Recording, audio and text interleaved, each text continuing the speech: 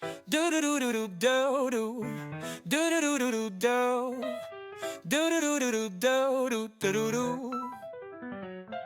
Bem-vindo ao podcast, onde a fé nos une, entre irmãos em comunhão, onde o amor nos envolve.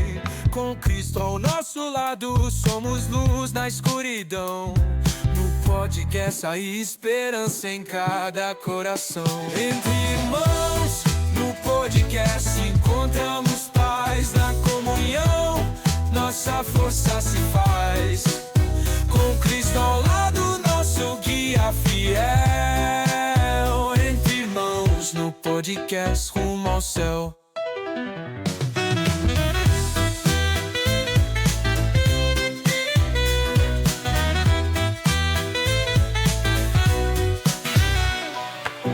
Bem-vindo ao podcast, onde a fé nos une, entre irmãos em comunhão, onde o amor nos envolve. Com Cristo ao nosso lado, somos luz na escuridão. No podcast há esperança em cada coração. Entre irmãos, no podcast encontramos paz na comunhão. Nossa força se faz. Com Cristo ao lado, nosso guia fiel. Entre irmãos, no podcast rumo ao céu.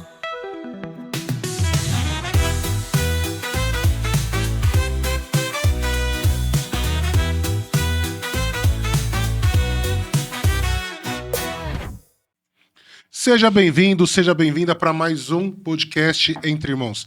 É uma alegria e uma honra ter vocês aqui conosco para mais uma semana, mais um programa, para a gente estar podendo levar com uma conversa edificadora para sua casa. Obrigado por deixar a gente entrar na tua casa, no teu trabalho, onde você está nos acompanhando aí. É sempre uma honra estar com vocês. A gente sempre começa já agradecendo aquelas pessoas, aquelas empresas que confiam no nosso trabalho e incentivam o nosso trabalho de evangelização via as mídias sociais, mas também o nosso trabalho social nos acolhimentos em nossas casas. E as empresas são Eversafe, Rodonaves, Ariane, Cantador Fotografia e Design Social Media, ABS Infraestrutura, Timpani Aparelhos Auditivos, Vanessa Betarello, corretora e avaliadora de imóveis, Depósito São Cipriano, Edip Peças Automotivas, Visual Corte Laser, que fez todo esse cenário aqui pra gente, e claro, o nosso produtor JS Audimídia. Muito obrigado por vocês estarem conosco, muito obrigado a essas empresas por nos apoiarem,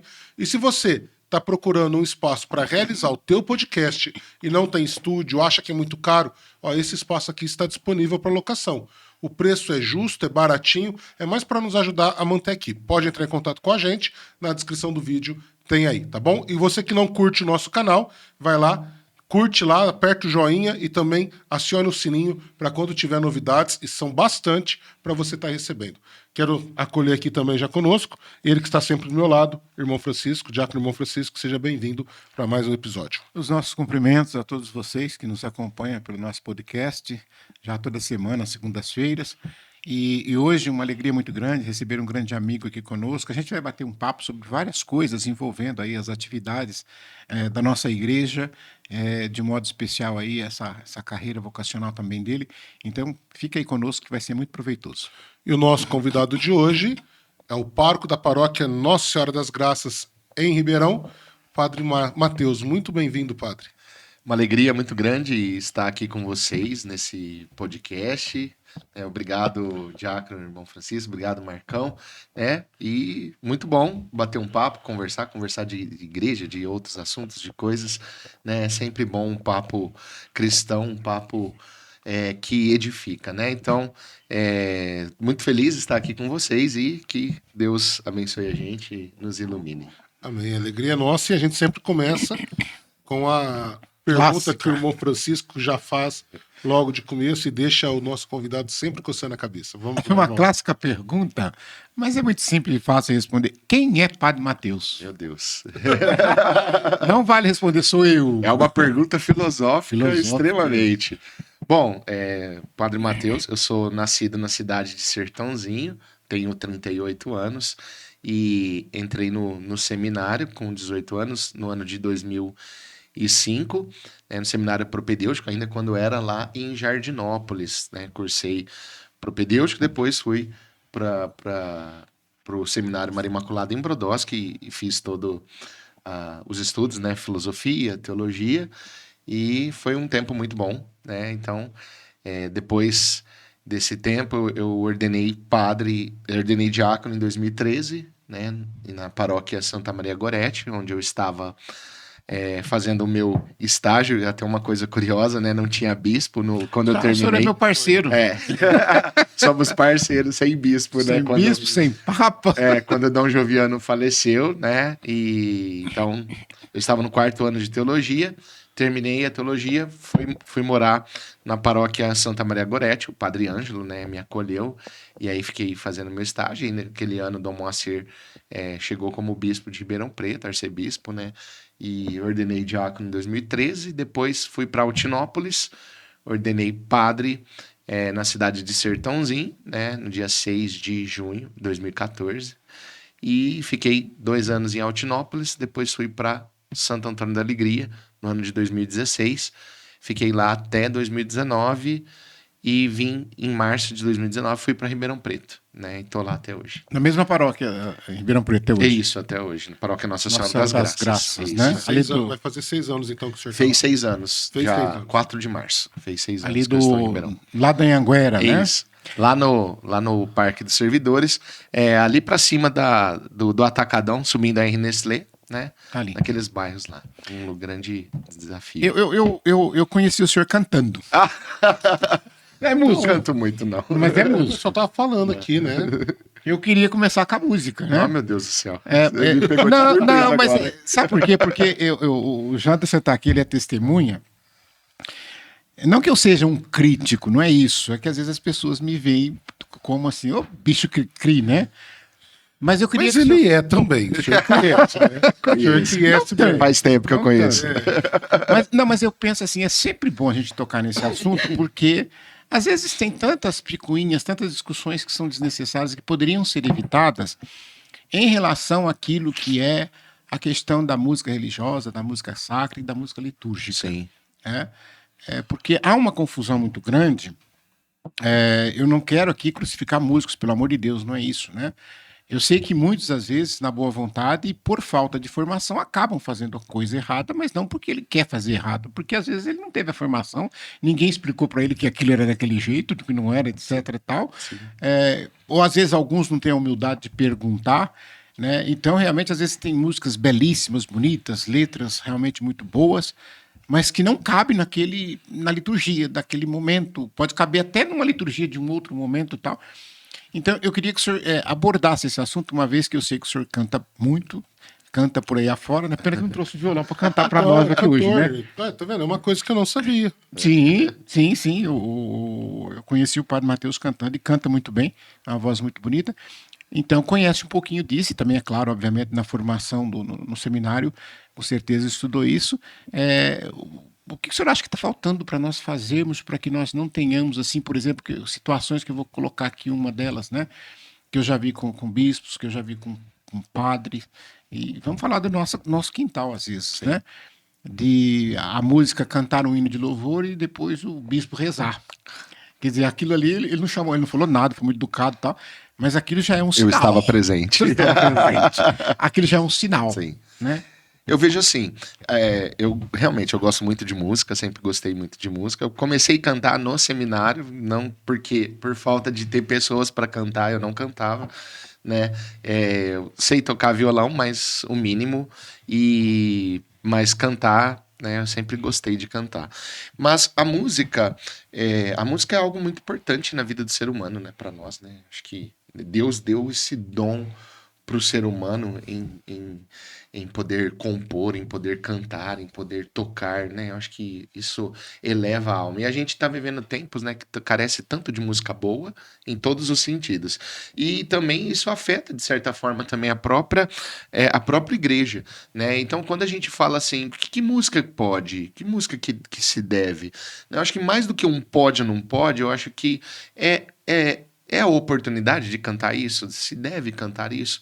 Então, a música litúrgica é a música própria para missa, que a própria igreja compõe, a própria igreja realiza, faz, né?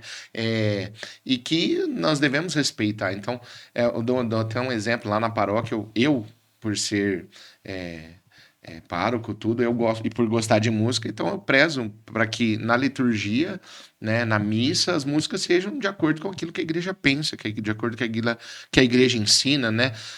Então, temos o inário da música no Brasil, na área da CNBB, músicas também, né, da própria igreja, num sentido universal, né? Então, eu procuro sempre e ensinar também. Eu acho que falta muito as pessoas aprender e buscar aprender, né? Buscar realmente por que que eu não posso, né? Não é simplesmente que você não deve. Quando eu chego para alguém e falo, ó, essa música eu acho que você não deve. Mas por quê, padre? Eu explico o porquê. Porque essa música não condiz com isso na liturgia. Principalmente quando são partes fixas da missa, né? Hino de louvor, ato penitencial, ou um santo, alguma coisa assim, né? E mais ainda, né? Eu vou lançar um desafio para o senhor. Meu Deus do céu. Nós temos na nossa arquidiocese, nós temos a escola bíblica, Sim. fantástica. Nós temos o curso de teologia palestra, que o senhor é professor. Né? E nós temos tantas outras formações em diversas áreas. Sim. E aí, se eu estiver pecando, o senhor me corrija. Tem alguma coisa na área de formação de música? Tem o coral agora que começou o trabalho, tem um mas trabalho aí com ele o está coral. voltado para dentro, por enquanto, Sim, né? mas acredito que agora a comissão de liturgia da diocese, eu acho que começou esse ano, começou e resgatou, né, um trabalho de música litúrgica, né? Então, se eu não me engano, já teve, acho que por foranias, não sei se eu sei que vai ter um das foranias de Ribeirão Preto, já teve um com a forania São Bento, eu não me recordo, né? Padre Alessandro pode falar melhor do que eu.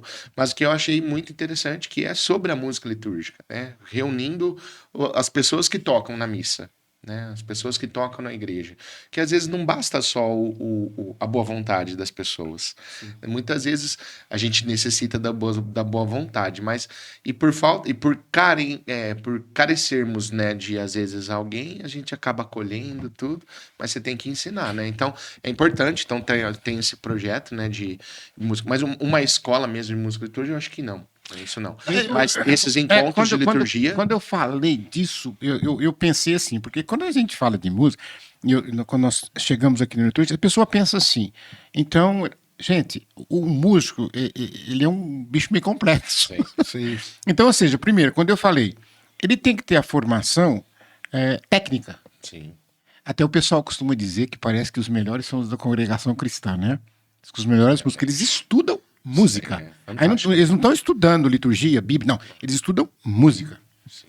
Esse instrumento aqui que você vai tocar, então você vai fazer aula desse instrumento. Sim. Você vai ser perito nesse instrumento. Sim. Essa é uma das coisas.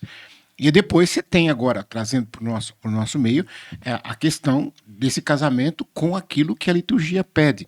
O senhor falou bem a questão, por exemplo, para você que é músico, eu sempre às vezes fico assim, você tem que ficar muito atento. E é por isso que o músico ele tem que fazer parte da equipe de celebração, de liturgia, porque ele vai junto, ele caminha junto, ele não é uma coisa à parte. Deveria. E é claro que ele tem lá os ensaios dele, que ele vai ensaiar as músicas e tal, mas aquilo que é da celebração como um todo, ele tem que participar. Porque, por exemplo, o senhor lembrou bem, no rito, nós temos uma coisa tão simples, banal, mas que passa despercebido. Existe aquele canto, que ele é um canto para que o rito aconteça. Então, ou seja, eu vou cantar para que enquanto o rito está acontecendo, tenha alguma coisa, a música. Então, por exemplo, a procissão de entrada. Então, aquele canto de abertura é para que ocorra o rito. Qual que é o rito? A procissão, as reverências, o beijo, a incensação, se no caso tiver, etc. Então, aquela música é para que esses ritos vá acontecendo. E introduzir o mistério também. Introduzindo o mistério. Acabou o rito, cessa a música. Agora, existe aquele canto na celebração litúrgica que ele canto é o rito. Sim. Que é o que o senhor falou. Sim. Então, aí, quando eu falo que esse canto é o rito, eu não posso mexer absolutamente nada nele. Que é algumas partes que são fixas, por exemplo, eu costumo dizer, o ato penitencial. É claro que existem inúmeras formas, no próprio missal traz, né? Inúmeras formas de letras, de Sim, se sim. fazer. O hino de louvor, né? Por exemplo, teve um dia que um músico chegou para mim e perguntou para mim assim: qual letra do hino de louvor que eu posso cantar? Eu falei: do missal. Essa é a resposta. Sim, sim. É a letra que está no missal. É claro que existe autorização da CNBB para algumas variações, com um refrão que às vezes se coloca e tal, mas aí são coisas autorizadas, né? E a gente precisa lembrar disso, né? Nós temos o santo, que também é uma parte fixa, Sim, e ele é o rito, que também não pode ser mudado, sim, né? sim. O cordeiro, Cordeiro. né? E eu sempre faço questão de lembrar, né, que as pessoas, a gente sempre canta 3 vezes, mas na verdade é um canto que você canta quantas vezes for necessário para que seja feita a fração do pão. Sim. Ele não é um canto para se cantar só 3 vezes, pode se cantar 4, 5, mas geralmente se canta 3 porque é suficiente para que se faça a fração do pão. Agora, os outros, por exemplo, o canto para a distribuição da Santíssima Eucaristia, ele é um canto para o rito. Sim. Né? Eu digo sempre assim, eu falo pessoal, e às vezes o pessoal até dá risada minha. Falo assim, eu tenho um viés, porque depois a gente pode falar disso também, mas eu cresci na renovação carismática, né? Então, e às vezes o pessoal confunde muito, porque se traz para dentro da missa cantos que não são devidos, né? E isso eu sou muito Caxias, né? Então, cantos que não são devidos para isso, que traz. A missa não é um momento de sentir, é vivenciar, não é um. Então, às vezes, cantos que levam a muito ao. Interiorização. Claro que, sim, a experiência passa pelo sentir, Passa óbvio, pelo né? Pelos sentido. sentidos, mas num algo muito individualista, né? Num algo Intimista. muito intimista. Fica E esse não é o muitas objetivo músicas da missa. só na questão O sentimental, né? Isso, é. Só na questão E eu acho que sentimental. não é por aí, né? Eu gosto, adoro cantar música, eu gosto da renovação, amo cantar várias músicas, mas a missa é a missa, o grupo de oração é o grupo de oração, o grupo de jovens é o grupo de jovens. Cada lugar tem o seu cada coisa no seu devido lugar, né? Igual na próxima Acho que- semana, nós vamos ter aqui no nosso podcast o irmão Luan, né? Que ele é especialista em liturgia e vamos estar entrando mais nesse assunto. E é mestrando Acho que é também, legal. está fazendo É, mestrado já em tem liturgia. Pode falar melhor do que eu. Fazendo mestrado em liturgia. Mas ele fala sobre liturgia. Eu toquei muito tempo na missa, Sim. não me considero músico, o Jandim sim toca até hoje, mas algumas coisas assim que entram nisso que o senhor falou, né, de ser bonito. E eu vejo isso em muitas paróquias. Música de ofertório, a pessoa cantar aquela música Tudo é do Pai, que é a história do filho pródigo. Se caso a gente fosse ver, é lógico que na missa essa música não encaixa, mas se fosse ver, ela estaria muito mais ligada ao rito penitencial do que ao ofertório. Não é porque falando tudo é do pai. A E pessoa nem não pode, né? A Também pessoa não tá não entendendo. poderia. Não, nem pode. tem Tipo lugar assim, pra ela. eu tô falando assim, a questão do tema da música, né? O Espírito Santo Que às vezes cantar. Nossa Senhora. Então, eu já ouvi numa missa, canto final, o pessoal cantando Angústia Suprema, do Rosa de Sarau. Nossa Senhora. Guitarra distorcendo. Sim, sabe? Então, e aí é onde eu quero entrar naquilo que o irmão Francisco trouxe. A falta de conhecimento. Sim. Músico é um ser complicado. Eu acho que todo mundo que mexe com a arte... É complicado. porque a sensibilidade está muito à flor da pele. Dourada. Para estar envolvido com arte, a pessoa é muito sensível. Sim. Né? E aqui eu já arrumei diversos problemas, o Jandim já arrumou diversos problemas, muito por causa disso.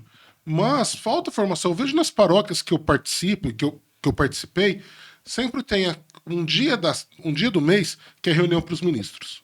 Um dia do mês que é reunião para os leitores. Mas não tem um dia do mês que é reunião para os músicos. Mas é uma coisa muito complicada, porque assim, não só na música, mas em tudo. As pessoas se coloca, pede formação, pede isso. Vai oferecer Tem que ter ninguém isso. Você oferece, você propõe, cadê? O pessoal... Você entendeu? Então, é uma coisa, fica muito no comodismo das Uma pessoas, né? Uma coisa que teve na nossa diocese que eu sinto falta, até porque a gente foi, há um tempo atrás teve aquele concurso, né, de músicas litúrgicas. Sim, foi legal. Sim, Foi foi muito bacana. bacana. Mas ele parou por conta da pandemia. Foi da né? pandemia. Eu acho Depois que não já teve não mais, retomou. eu acho. Fica uma sugestão aí. De repente não quiser fazer um concurso, né, mas vamos fazer um festival. Se eu não me engano, na época que existia ainda, era a Comissão Bíblica Catequética, alguma coisa assim. Catequética. Acho que por iniciativa do Padre Pedro, alguma coisa A assim. gente O Foi. chegou Padre Pedro, eu sei que é É, um dos que estavam foi, à frente. é. E eu lembro que no último, que nós chegamos a classificar, não foi isso? Nós classificamos 2 músicas, não foi, Jandir? Foi Janderson. O Janderson tocou com a gente também. Ah, E eu lembro que foi como que fosse o Padre Chico Moneron. aham, Ele subiu o palco, sim. né? Foi muito bonito, porque ele é um referencial nesse sentido. Mas né? tudo é uma questão, né, o Diácono, né, Marcão? É uma questão de interesse das pessoas. Se eu quero me formar, se eu quero buscar, as pessoas buscam. E temos muitas coisas, temos muita. Na diocese, nós temos muito oferecimento de várias coisas para ajudar. Talvez, assim, nessa parte da música litúrgica, ainda não como uma escola, mas porque é algo muito complexo. Mas quando você diz formação dos leigos, quanta coisa tem? Tem o curso de leigos, tem o curso bíblico, tem o Tem curso de muito. patrística. Patrística Coisas, cara, também. né? Tem também, Muita tem a coisa. escola catequética. Então, tem muitas coisas. Eu acredito. Só não. Se a pessoa quer e tem condições, se ela não vai, é porque ela não quer mesmo. Se ela tem condições. Porque tem pessoas que não tem como ir, né? E aquilo que nós falamos, né? Eu não sou muito esperto no assunto, mas, por exemplo, nós tivemos, foi o ano passado, né? Do Frei Fabrete em Cajuru, né? Que tivemos Ano a passado homenagem. ou retrasado? Passado, Não me retrasado. recordo. Nós tivemos eu lembro, é Auriclenes, né? Padre Sim. Serrana, Também. que eu não sabia da riqueza da história dele em referência à Sim, música. também. Eu Sim, não conhecia, sim. eu fui conhecer Padre Estevão, Padre Estevão. muitas eu, músicas. eu Chegou fui a trazer até a irmã Miriam, não chegou? A diocese? Sim, várias vezes. Sim, Trouxe a irmã Miriam. eu lembro do Oriclenes, eu fiquei sabendo do Padre Danilo, num bate-papo entre nós, e ele falando, inclusive, de algumas músicas que eram dele, que acabaram levando os nomes, né? Porque ele era muito temperamental e ele acabou. Ele era da CNBB, né? Ele estava lá em Brasília, na CNBB, e ele compôs muitas músicas que muita gente canta e não sabe que foi ele que sim, compôs. sim.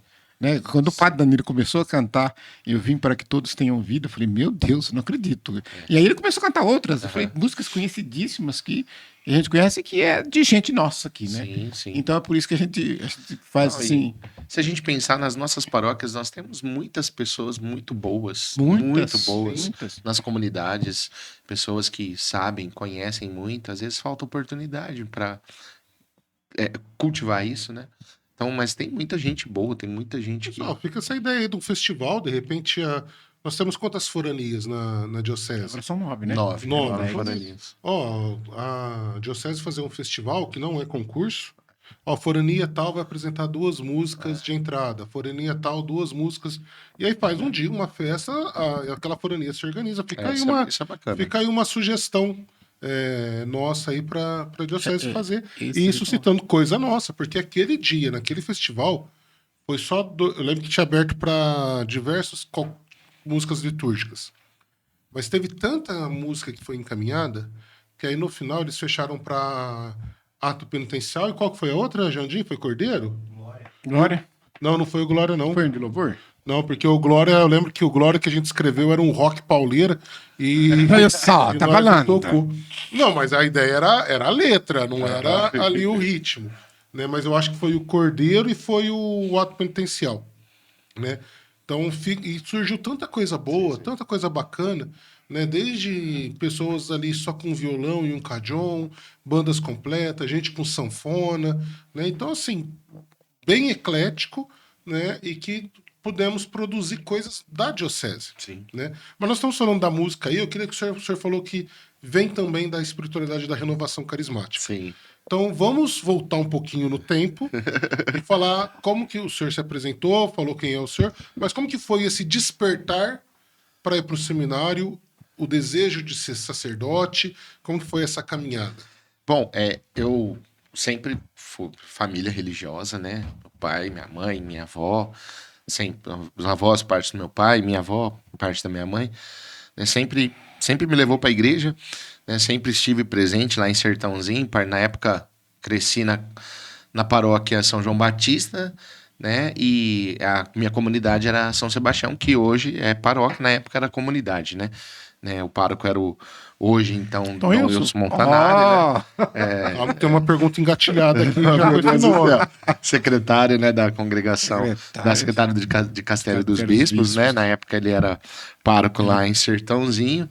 Mas eu sempre admirei o sacerdote, sempre olhava, me lembro disso, olhava para ele, né? Olhava para as irmãs, que tinham as irmãs canossianas, né? Também cresci com elas, né? E sempre admirei isso, sempre gostei disso e com uns 14 anos, 15 anos, eu tive a primeira vontade de ir para o seminário. Mas já era da igreja. Nessa época, aceitava ainda com essa idade? Ah, sim. Parou com essa idade, se eu não me engano, em 2010, 11, eu já estava no seminário já. Mas nessa época poderia entrar no colegial. E eu tive essa vontade de entrar no colegial, né? Mas numa conversa com o Dom Wilson, na época o Padre Wilson, né? Ele falou que eu era muito novo, que... Esperar um pouco mais. Esperar um pouco mais, tudo mais, né? Era bem molecão. Mesmo no seminário era bem molecão, né? E depois passou um tempo e nesse período, assim, mas sempre estive na igreja. Então, conheci o grupo de oração por causa né, na época era namorado do meu tio, hoje, né, é a esposa do meu tio, a Alessandra, né. Na São João Batista mesmo. No caso, em Sertãozinho só tinha um grupo, tinha dois grupos, na época tinham 2 grupos de orações. O grupo de oração que tinha na Matriz, que era o grupo de oração Cristo Vive, até então, e o grupo de oração São Rafael na Santa Luzia. Na época eu ia no grupo de oração Cristo Vive, então a maioria de Sertãozinho era lá e os outros lá no São Rafael.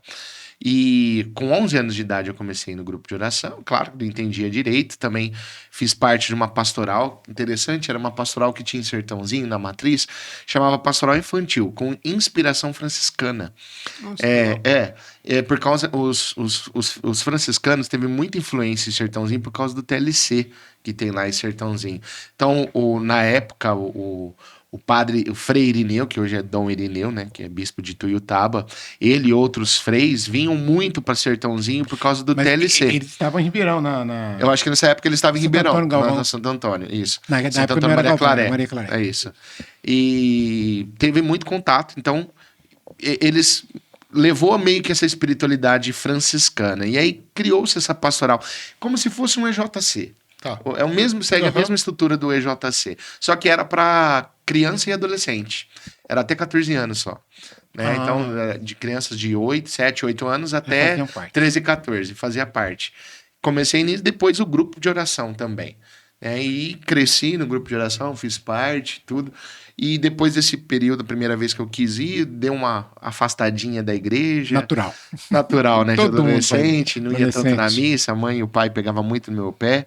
E quando eu voltei a participar mesmo, que eu voltei para o grupo de oração, né, já não era mais o grupo de oração Cristo Vive, já havia deixado, e aí criou-se na Matriz o grupo de oração Rainha da Paz, né, que existe lá até hoje.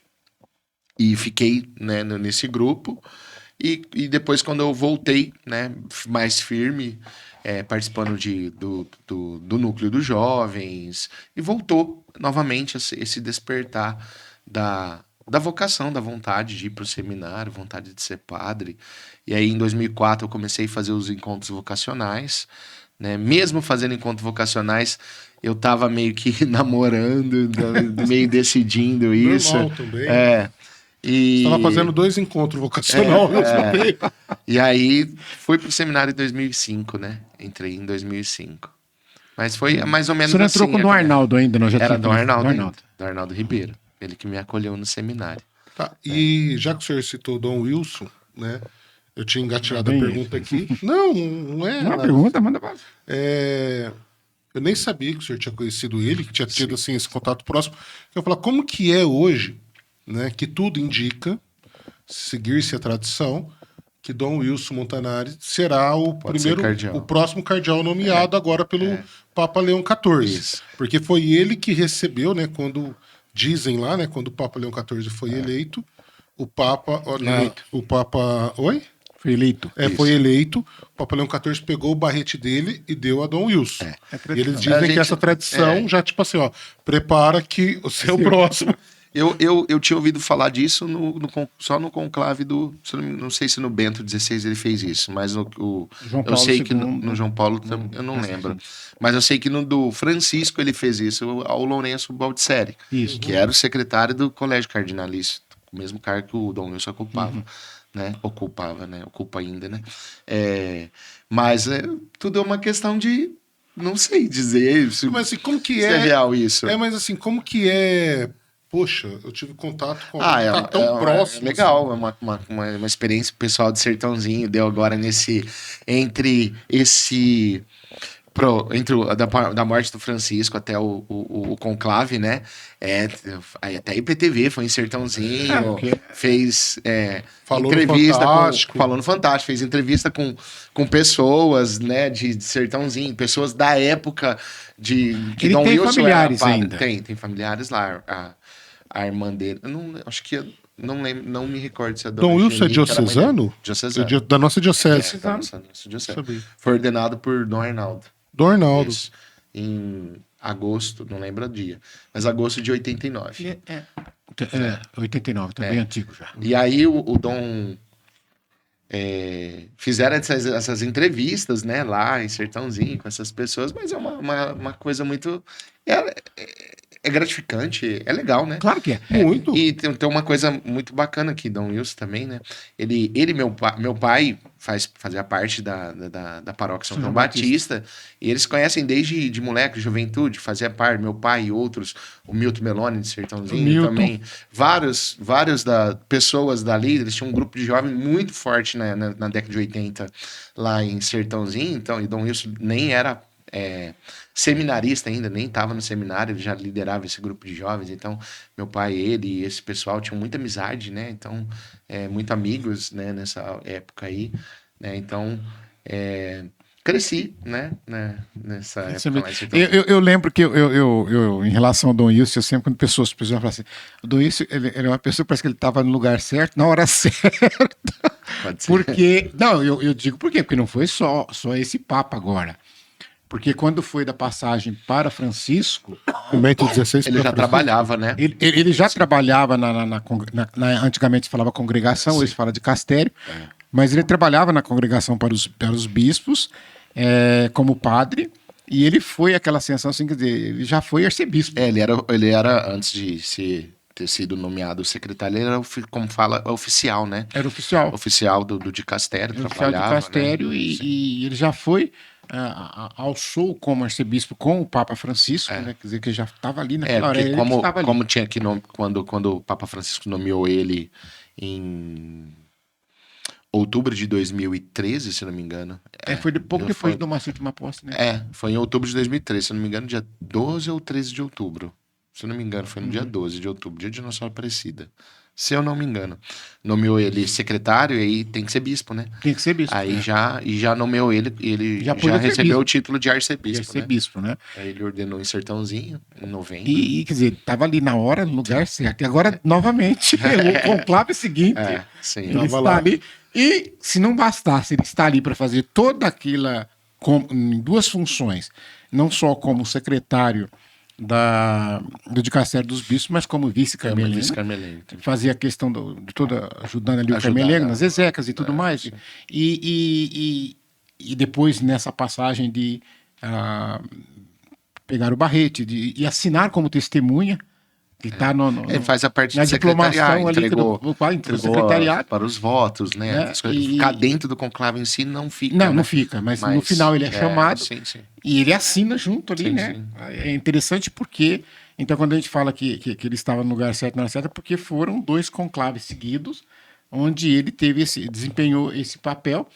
E eu diria que uma terceira coincidência, não coincidência, de falar que está no lugar certo, na hora certa, é que o eleito Papa era o chefe dele. É verdade também. Se tem não isso. bastasse. Então Também já, tem isso. já trabalhavam juntos. Se não né? bastasse tudo isso, o Papa Era atual prefeito. era o prefeito de Castério, onde Sim. ele é O secretário. o secretário. Sim. Então, quer dizer, a gente diz assim, né? É o contato direto, né? Era o contato direto. Ele tem, até porque, se de repente o Prévôt tivesse sido recém-nomeado pelo Papa Francisco, mas já fazem 2 anos, né?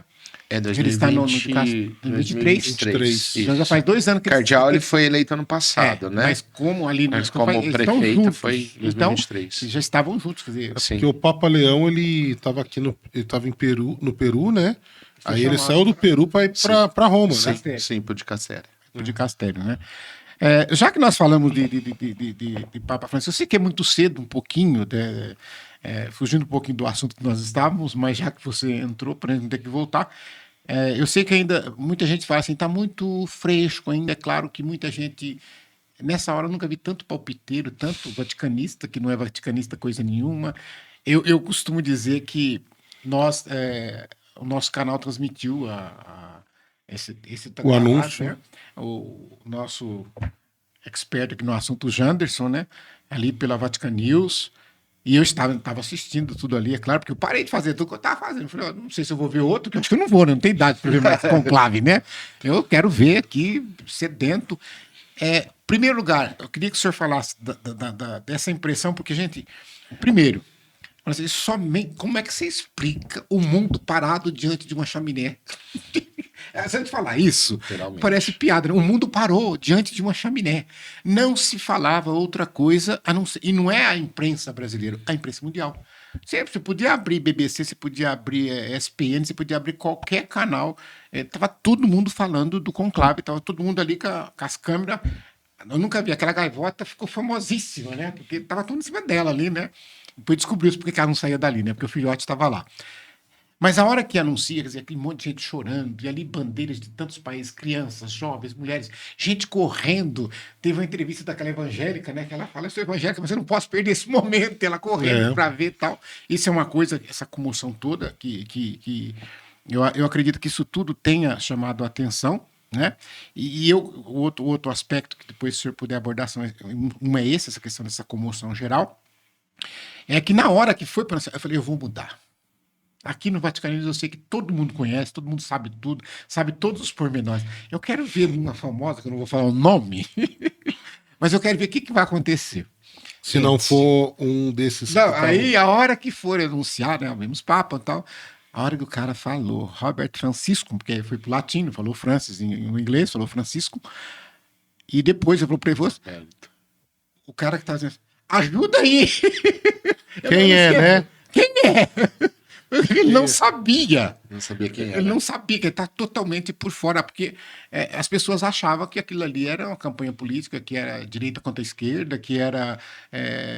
Muita gente talvez estivesse pensando que ia ter urna eletrônica, sei lá eu o que. E não é nada disso, é um clima de oração, é um clima do Espírito Santo que conduz. Então, esses que estão dando palpite, eu acho que muito é palpiteiro mesmo, né? Mas a gente já pode dizer assim o que esperarmos do papado de Leão.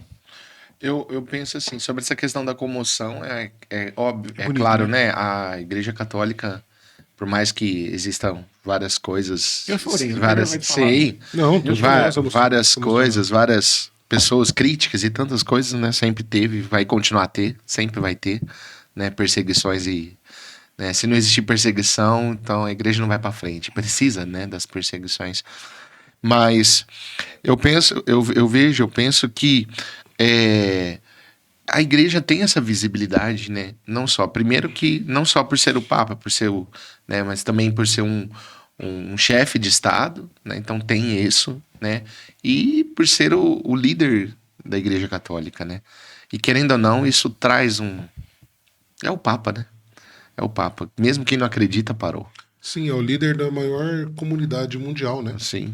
Que a Igreja Católica ainda continua sendo Sim. a maior igreja. Unida. Nós poderíamos dizer assim, para que você possa nos entender. É claro que nós temos mais muçulmanos do que católicos. Sim. Só que eles não têm essa unidade. Não. São mais não por conversão, porque eles fazem mais filhos que os católicos. Né? Eu vou lembrar aqui. Então, por isso, já nasce muçulmano. Eu vou lembrar aqui, Né? quando houve a expulsão dos muçulmanos da Península Ibérica e em especial aqui eu chamo a atenção, não faz parte da Península Ibérica, pelo amor de Deus, eu entendo de geografia, mas eu lembro aqui um pouquinho a França, né? De uma frase de um dos líderes muçulmanos, eu não vou lembrar o nome aqui agora, também, mesmo que lembrasse, não me atreveria a falar, que eu não sei falar árabe. Mas, então eles foram expulsos, nós sabemos essa história, nós conhecemos muito bem essa Os reis coisa. católicos conseguiram. E quando eles saíram dali, e eles estavam retornando, né, entre aspas, derrotados, e eles disseram, ele teria dito o seguinte, eu falei isso pela sua frase, nós não conquistamos a Europa pelas armas, Pelas mãos dos nossos homens. pelas mãos dos nossos homens, mas vamos conquistá-la pelo ventre das nossas mulheres. É verdade. E é isso que você falou, quer dizer, pelo tanto de filhos Tanto difícil. que nós Mas, temos hoje. voltando, Hoje, né, nesse assunto. 58% da França é Sim, muçulmano. sim, sim. E aí quando você pensa nessa questão da Igreja Católica, por ser a maior comunidade religiosa unida, né? Que tem um líder, né? Então tem isso. E segundo lugar, sobre o próprio Papa, né? Com certeza é muito cedo pra gente falar como ele vai ser, como ele não é. Eu vejo assim, você olha assim, eu achei que ele foi como cardeal. Né? Sim. Eu penso isso, eu penso aquilo. Porque eu acho que o Papa tinha que ter sido. Mas será que ele vai ser igual Francisco? Será que ele vai ser isso, vai ser aquilo? Francisco não era igual Bento, Bento não era igual João Paulo, João Paulo não era igual João Paulo I, e assim por diante até chegar Pedro. Nenhum é igual a ninguém, ou outro. Todo mundo é diferente e acredito, né, que por mais que as pessoas falem, né, é política, a votação sim, claro que existe conversa entre as pessoas, sim, porque precisa ter. Mas quem diz que Deus não pode agir por isso? Deus age através do ser humano. O Espírito age através, sim, de nós, não é uma mágica. As pessoas entendem que a ação de Deus, a ação do Espírito Santo é um estalar de dedo, e não é. Ele não é bruxo, não. Né? Sim, Salabim, né? Pronto. Não. E é isso, a própria teologia nos fala. A graça pressupõe a natureza. A graça de Deus precisa da natureza para ela agir, ou seja, porque Deus não fere a nossa liberdade. Então Deus age através de nós, Deus age através daqueles cardeais, né? Então a eleição, sim, mas é Deus quem deu a graça, né? Fez Papa, né? É a graça de Deus, o Espírito, né? Sobre ele o constituiu. É uma graça divina, né? Eu acho que vai pela ação humana. E isso é demonstrado, padre, que eu acho muito bonito, porque, por exemplo, isso que se criou, não existia esse espírito de rivalidade. Primeiro, a partir do momento que anunciou como o primeiro dentre os pares, todos aplaudiram. Mas eu não era favorito, não fui eleita. Não tinha esse negócio de favorito. Todos estavam ali juntos, todos participaram da missa, todos comungam do mesmo pão, do mesmo cálice, e a igreja continua igreja. Sim. É isso que eu achei que a riqueza e a beleza da igreja é isso. Quando o senhor falou, por exemplo, é um chefe de Estado, sim, né? Mas nenhum outro chefe de Estado, mesmo que seja os Estados Unidos, etc., tem essa repercussão. Porque é algo que eu costumo dizer assim, é algo que supera. Eu acho que pode chegar um pouco, então parar um pouco, é a coroação do rei da Inglaterra, né? Que também é bem tem aquela repercussão, muito mais mas pela tradição não é igual, né? Tal, mas não é igual. Então a gente imagina assim, mesmo na morte de Francisco, reunir tantos chefes parou de também Estado, o mundo, né? Qual presidente aí de país que morre, que reúne tanta gente assim? Então, quer dizer, eu acho que tudo isso serve para nós, cristãos católicos, começar a olhar com mais carinho para o que é a Igreja Católica. Sim. Buscar entender um pouquinho, como eu não lembro o nome agora de qual cardeal, que em uma entrevista, em tom até de desabafo após o conclave, ele teria dito: a Igreja não é uma instituição humana. Ela é feita de homens, mas ela é divina. Então, quer dizer, quando a gente estuda direito canônico, a personalidade jurídica da igreja é de direito divino. Sim. Não é direito humano. Sim, porque sim. Se fosse falar quem que fundou a igreja, não foi um homem qualquer. Não. Foi o próprio Deus, feito um homem encarnado, mas Jesus Cristo. Então, quando a gente olha com carinho para isso, e principalmente para os pessimistas de plantão, mesmo aqueles que estão dentro da igreja, eu chamo a atenção de vocês. Olhem para essa riqueza desse momento. Percebam onde é que vocês estão, em que igreja vocês estão, para que vocês possam, juntos, a gente zelar e velar por tudo isso, desde as coisas mais simples, como nós começamos nosso papo aqui sobre a música litúrgica, né? E passando por tantos outros meandros que a igreja tem e que nós somos hoje responsáveis. Amanhã nós passamos, como o Papa passa, outro vem, nós passamos, outro vem, o Padre Mateus vai, outro padre vem, e aí a igreja continua, a vaga de Pedro vai. Com certeza. Tem essa sucessão, né? Eu acho muito bonito uma frase, eu não vou me recordar o nome do cardeal, mas na eleição do Papa Francisco tem uma cena que chama atenção, que quando eles estão filmando os cardeais que estão lá nas varandas, lá, né, tem um cardeal todos os cardeais estão olhando para onde o Papa Francisco vai aparecer. Tem um cardeal que está com o olhar longe. Agora. Foi agora? Foi Eu de não lembro. agora. Mas Foi está de com o agora. olhar longe, longe, longe. Eles, Ele questiona- inclusive, depois mostram a cena dele. Aí pergunta para ele o que ele estava pensando. Ele fala, não, eu estava olhando o Coliseu. Porque os cristãos foram perseguidos. Pedro foi ali. Um monte. Pedro foi morto lá. Um monte, né? Júlio César, né? Júlio César, mas eu estava olhando e pensando: aqui está o sucessor de Pedro. Onde está o sucessor de Júlio César? Então é essa grandeza, né? Essa maravilha por isso que para. Porque tem essa sucessão. A gente consegue enxergar. Mesmo os críticos enxergam a sucessão. Aqueles que não enxergam é porque não tem preguiça de estudar. Porque essa sucessão existe Porque haja má fé também, né? ou má fé. porque eu estava dando catequese para meus alunos esses dias, falando justamente sobre a sucessão. Eu não estou aqui falando de religião. Eu não estou aqui falando de fé. Eu estou aqui falando de história. De ciência, é uma ciência. História é uma ciência. História é ciência. Entendeu? Então, tô aqui, assim, é algo que essa sucessão é comprovado. Né? Então, acho que... Mas concordo que ainda é muito cedo para a gente pensar como vai ser, né, o pontificado dele.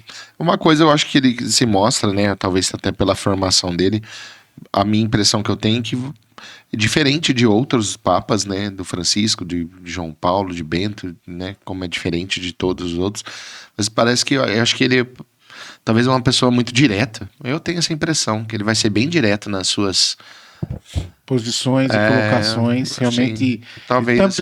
Também percebi isso. Você né? pode falar melhor do que eu, né? Canonista, né? Ele é canonista, não nós canonistas agora. Mas eu falei assim, pelo menos agora nós vamos ter tanto voto próprio assim, né? Porque eu acho que o Francisco ele tinha essa pressa. Parece que ele queria dar essa resposta, essa ânsia. Por exemplo, uma das coisas que Francisco fez é que quando ele lança o Ano da Misericórdia, ele queria mostrar, queria que todos entendessem que ele queria mostrar esse rosto misericordioso da igreja. Sim, com certeza. E quando ele faz a reforma, por exemplo, dos processos de nulidade matrimonial, para que fosse mais célere, né, colocando realmente a responsabilidade na mão dos bispos, para não ficar assim, arrastando o processo por anos e anos, ele olhou para a angústia daqueles que se encontram nessa situação, esperando uma resposta da igreja, né? E então ele mexia muito no Código de Direito Canônico durante o seu pontificado. Sim, com certeza ele foi o Papa que mais mexeu. Reformou vários livros, né? E não só em relação à reforma dos livros, mas de modo próprio, não tem nenhum Papa que lançou tanto quanto ele. Então, quando a gente olha para o Leão como um canonista, a gente sabe que ele talvez não vai ter esse procedimento. Ele vai, talvez, embora seja mais direto, mas ele vai ter, talvez, uma outra postura nesse sentido, né? Até às vezes de ouvir, porque, como ele mesmo falou no seu discurso, seguir nesse caminho sinodal, que é caminhar juntos, né? Sim. Escutar juntos, decidirmos juntos. Eu acho isso muito bonito.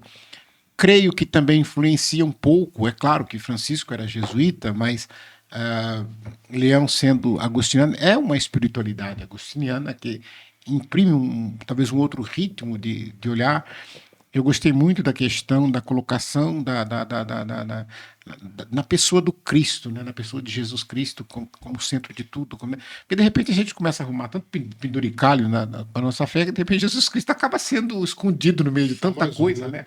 Ou acaba sendo mais algo, e não é, ele é o tudo. Então, eu acredito, confio que realmente nós teremos boas surpresas com o nosso Papa, e é nossa obrigação, como todos fazemos na Santa Missa, rezar pelo Santo Padre, porque agora ele é o responsável pela essa barca de Pedro. Né? Sim, sim. Exatamente. Padre, e no seu... como eu disse para o senhor, é esse bate-papo. Começa um assunto, vai para outro, vai voltando. Mas voltando para a história do senhor. Então o senhor faz o seu período de seminário, sai do seminário, estando, como o irmão Francisco, o senhor dividiu com ele essa expectativa, né, de ser ordenado, que eu lembro que na nossa consagração era para o senhor já ser padre. Já era. Cerimonialista. Vem ajudar. Foi cerimonialista. né? 1º de outubro de 2013, né? Isso, exatamente. Porque aconteceu exatamente isso, né? Então, no momento da sua ordenação, nós ficamos sem bispo. E aí, na expectativa de encontrar um bispo, a gente fica sem papo. Né, que Bento XVI ele renuncia. Mas depois, né, o senhor falou, depois foi ordenado diácono, foi para Altinópolis, depois ordenado padre, vai para Santo Antônio da Alegria. Depois de... fiquei indo um tempo como padre em Altinópolis. Ficou um tempo ainda. O senhor ficou em Altinópolis antes de ir para Santo Antônio. Como diácono você ficou também, né? Diácono e padre. E como que foi esse caminho que a gente vê? Santo Antônio da Alegria tem quantas paróquias? Uma paróquia só. Você é de Santo Antônio. Mas eu tô perguntando, eu sei. Infelizmente, eu tenho que conversar com o Tomacil para criar mais uma paróquia em Santo Antônio. Não, Porque... eu perguntei justamente por isso, porque para as pessoas entenderem, porque o senhor sai, de repente, de uma paróquia de Santo Antônio da Alegria, Uma cidade bem pequena, né? Uma cidade bem pequena, e um pároco numa cidade bem pequena, uma paróquia só, Autoridade de certa máxima. forma, é uma autoridade na cidade. Autoridade máxima. Sim, é autoridade na cidade. De repente vai para uma paróquia numa cidade de Ribeirão Preto, que é quase uma metrópole. Ribeirão Preto tem quantas paróquias? Mais de 40, não é? 40. Nossa, acho que umas 50 paróquias, mais ou menos. Aí, como que como foi essa experiência pós-ordenado, pós-ministro, né, sacerdote de Altinópolis? Altinópolis você estava como vigário. Isso, eu era vigário. Vigário para pároco numa cidade bem pequena e depois indo para uma cidade do tamanho de Ribeirão. Uma coisa que é muito interessante e isso aí, como tudo na vida, né? É a maturidade na nossa vida. Mas uma coisa muito interessante. Então, quando eu ordenei diácono, em janeiro já fui para Altinópolis, fiquei lá 2 anos. Então, no meu primeiro ano lá, em junho, eu ordenei padre, fiquei vigário. 1 ano e meio como vigário. Né? Isso. 1 ano e meio, praticamente, 1 ano e 8 meses, como vigário. Então, 2014 e 2015. Em março de 2016 que eu fui para Santo Antônio da Alegria. Então, como vigário, é aquilo, assim. Mas foi um período muito bom também, como vigário em Altinópolis. Tenho muito carinho também pelo povo de lá, pela cidade de lá, como tem por Santo Antônio da Alegria também. Mas foi um período interessante, né? Como diz, né? Ser vigário, você celebra e faz o que o padre manda. Mas lá foi um período em que eu tive a experiência de trabalhar bastante com a juventude, né? Teve uma jornada, Dia Mundial... Não, como é que é? Dia Nacional do DNJ, né? Mas foi bem depois, né? uma O DNJ lá foi em você já estava 2023. mais lá. Não. Tem uma piada de vigário que eu não sei se eu posso fazer aqui. Não, acho que não. Me fala. Melhor não. Mas, não, o DNJ em Altinópolis foi em 2023. Ixi. Não, é Santo Antônio. Santo Antônio, eu tava lá em Santo Antônio, 2018. Teve o DNJ lá, eu lembro. Teve. Que lá foi o evento. Foi muito bom. Foi mais gente no DNJ do que tinha de habitante. O pessoal da Santo Antônio da Alegria, marca esse gordo aqui. E aí, eu trabalhei bastante com a juventude em Altinópolis, lá tem o EJC, então foi uma experiência muito legal, né? Trabalhar com jovens, também com as famílias, né? Mas foi um período muito bom, de muito aprendizado, de aprender a começar a ser padre, né? Quando você, como os 2 primeiros anos, 3, você começa difícil, a aprender a ser padre, né? E nesse aprender a ser padre, você às vezes acerta, às vezes erra, faz parte da vida. E então, depois de Altinópolis, eu fui para Santo Antônio da Alegria, né? Uma cidade pequena, como você disse. 7 mil habitantes, muito, ele quer que eu fale? 7 mil habitantes. Muito receptiva e acalorada, né? Valeu. Então, isso é muito bom lá, né? Comi bastante, engordei tanto em Santo Antônio. Tô brincando pra lá mesmo. Frango caipira, árabes, frango doce, caipira, quibe, sancriche. tudo, muito bom. E Logo lá... vou fazer uma visita em Santo Antônio, então. Ixi, Não vou falar mais que é pequena, tá. Põe não. Não dei comida pro Marcão. E aí lá, né, eu fiquei... E você também, minha primeira paróquia, né, como pároco. Então, fui para lá, assumi como pároco no dia 14 de março. Né, assumi como pároco lá em Santo Antônio. E lá fiquei até 3 de O senhor março. sucedeu o Padre Círio. Não, o Ou Padre o contrário? O João faleceu, Dom Jerônimo faleceu. O Padre Círio ficou lá até 2015. E aí o Padre Círio foi foi pra estudar. Roma. E aí o Padre João ficou de setembro, agosto. Ele já estava doente, né? Não estava. Ele ficou de agosto, acho que agosto ou setembro de 2015 até fevereiro de 2016. Ficou pouco tempo. Ficou pouco tempo. E aí eu dou uma conversa com o Dom Moacir, ele perguntou se eu poderia assumir lá. Eu falei, não, eu vou. Fui feliz lá, muitos desafios, porque é uma cidade pequena e também o desafio, você é a sua primeira paróquia, né? Então, vários desafios, mas foi também um tempo de experiência, de aprendizado. Eu não sei se eu vou falar besteira, né? Porque eu sou de Santo Antônio, né? Eu acho que ali tem, e essa talvez... Agora eu acho que já tá mais tranquilo, né? Mas Santo Antônio da Alegria tem duas coisas, né? Eu vou falar da década de 70 primeiro. Nós nem sonhávamos em Que ser havia, nascido ainda. quando vocês falarem de polarização política hoje, vocês não sabem o que é polarização política. Eu vivi a polarização política de Santo Antônio da Alegria. Sim. Né? MDB Arena. Você pode falar melhor, né? Era risca-faca. Saía tiro. E o negócio era feio. E isso envolvia todo mundo. Sim. Né? E eu lembro que nós tivemos problemas seríssimos de isso invadindo a igreja no sentido da compatibilidade dos próprios fiéis que frequentavam a igreja, porque você torce pro outro, você torce pro outro, briga eu não vou, nessa pastoral não entra, porque a coordenadora de pastoral é da Arena, o outro é do MDB, e coisas desse gênero a gente pôde vivenciar. Então tem esse fator, e depois tem um fator de mais de 2 décadas sem pároco, sem padre. Nossa, por todo esse tempo. O pessoal falou que era praga do padre. Não sei, porque o padre morreu, então não sei se ele foi ter pároco lá porque eu lembro em 2000, o Padre Alceu. Porque antes disso, acho que o último tinha sido Andriata. Tinha sido Andriata. Final de década de 80. Aí depois ficaram as franciscanas da penitência. E elas acabaram, só Augusto Alecrim, que administrava praticamente a paróquia junto com elas, e os padres, ou João Hipólito, de Altinópolis ou de Itamogi, que tomava ou de Itamogi, assistência. e às vezes algumas, por exemplo, em ocasiões que tinha que ficar mais tempo, como por exemplo Semana Santa, etc., Natal, às vezes os camilianos de Monte Santo e Minas, né, que davam essa... Então eu acho assim, isto fez com que a paróquia sofresse muito, né, porque ela não tinha essa presença atuante do pároco como tinha anteriormente, e isso foi um sofrimento para a igreja local ali. Eu estou colocando isso aqui da minha cabeça. Sim. Acho que o senhor viu que venceu essa dificuldade também, né? Claro que na minha época muitas coisas mudou, né, disso, mas realmente é muito esse cenário, né? Mas você falou da questão do DNJ da Juventude, foi um evento muito legal lá.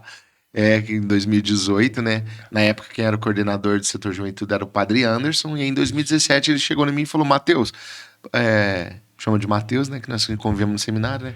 Você não quer acolher o DNJ lá em Santo Antônio, em 2018? Eu falei: nossa, sério? Eu falei: não, é sério.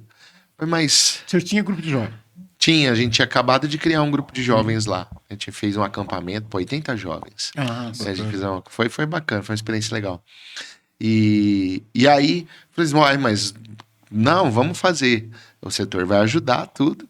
Aí passou pro Dom Moacir, aí no DNJ 2017, tinha sido na catedral, anunciou, o povo ficou surpreso, falei, gente, como que eu vou fazer isso? Né? E a gente pediu ajuda, a prefeitura ajudou em várias coisas. Também o povo da paróquia não se mediu, mas foi a coisa mais linda, aquele monte de ônibus chegando lá em Santo Antônio. Foi um dos DNJs que deu mais gente. Muito lotado, né? Realmente. Vamos dizer, depois eu acho que foi em 2023 e o do ano passado também que deu mais pessoas. Então, ano passado tinha bastante. Depois veio a pandemia. Depois, em 2019, acho que foi em Batatais, 2020 e 2021, acho que foi online, alguma coisa assim. E depois... 22 eu não lembro onde foi. Ixi, não sei se teve. Teve, acho que foi. Não lembro. Se teve, não, porque a pandemia. Não, isso teve. Foi em 21 que não teve, teve online, foi online híbrido, né? Isso. 22 eu acolhi outro DNJ, só que hoje em Ribeirão. Então, Ah, dois você recolheu DNJ. dois já. DNJ eu fiz. Essa relação com a juventude, você chegou a participar do setor, alguma coisa? Não tem nada a Não, ver. não cheguei a ser coordenador do setor, mas sempre tive muita proximidade por Com a conta juventude. também da juventude, por conta da pastoral vocacional, que eu fui assessor do SAV, né? Ah, Na diocese. Então tinha muita proximidade com o setor de juventude, fazíamos eventos juntos e coisas. Mas eu sempre tive proximidade com o jovem. Nós falamos tá? dos músicos, né? Eu falando longe do microfone aqui. Nós falamos dos músicos. Outra pedrinha também no calcanhar daquilo é a juventude. É Como que meus fazer? jovens não possam ouvir isso. Não, mas é no sentido bom. Não, Né? sim. Porque eu acho assim, Quando a gente fala eles têm assim, é tanta como força, trabalhar. tanta vontade, Como tanta trabalhar. coisa, tanto ímpeto. E eu não sei se às vezes em alguns lugares não sabe aproveitar isso. Eu- Porque o que eu vejo é que. Eu vou citar um exemplo. Eu acho que o senhor conhece um pouquinho aqui a realidade do Batata. Você fez pastoral aqui? Não. Acho que o senhor conhece um pouquinho a realidade. Conheço. Fui da Vamos, Guarani vamos aqui, né? voltar à realidade local antes de termos essa divisão paroquial atual. Paróquia Bom Jesus. Nós tínhamos 3 paróquias: Bom Jesus, Santa Cruz e São Sebastião. Vamos pegar Bom Jesus, da qual eu fazia parte. Nós tínhamos as comunidades periféricas, 7. Nós vamos pegar São Francisco Pupim, São Cristóvão, Santa Rita, Claré, Auxiliadora. Era a Vila Lídia, Penholato, Santa Nossa Senhora Luzia, de Penholato, Fátima. era tudo a mesma paróquia. Era tudo matriz. Era tudo Era matriz. tudo matriz. É da Todas igreja matriz elas pra baixo, tinha é tudo grupo dela. de jovens. O grupo da Auxiliadora tinha 50, 60 jovens. Nós fazíamos campeonato de futebol de salão, era um negócio de doido. E de repente isso tudo flopou. A paróquia não tem nada de. Eu não sei, o Janderson me corrija aqui se eu estiver errado. Não tem grupo de jovens, não tem mais nada. Os jovens estão soltos, é claro, os jovens Hoje, frequentam, etc. hoje em Batatais nós temos, vamos dizer assim, 3 núcleos de jovens. Mas não grupos, né? Né? Não é grupo, tem o O CEL e o TLC tem, são tem. realidades Eu penso diferentes. assim, uma coisa sobre juventude, eu penso assim, que como movimento. É movimento. Como é JC também. Todos. movimento. Mas é fácil. O TLC hoje ele tem um encontro semanal. Né? Tem o encontro, o grande encontro, mas ele tem um encontro semanal também, que hoje é o que Não, mais. O que eu quis dizer, Marco, na diferenciação é assim, é dizer algo de paróquia. Ah, não, assim. Mas assim, aí uma coisa que a gente tem que pensar sobre juventude. Os tempos sempre Mudaram. mudam. E as juventudes mudam também, né? E muda-se. Então, como as gerações mudam, então quando a gente fala de geração X, Y, Z, acabou. isso faz parte, é uma realidade. Mas tá ali, né? Tá aí. Né? Sim, então a dinâmica. E Então, a igreja não então, acompanhou? de certa forma, o acompanhamento é um passo um pouco mais Retardado, devagar, lá atrás. mais retardado. E é uma coisa que nós, padres, a gente tem que velocidade. entender isso também. No como lidar. Então, eu acho que eu penso assim: o jovem, ele é muito bom e importante, importantíssimo, né?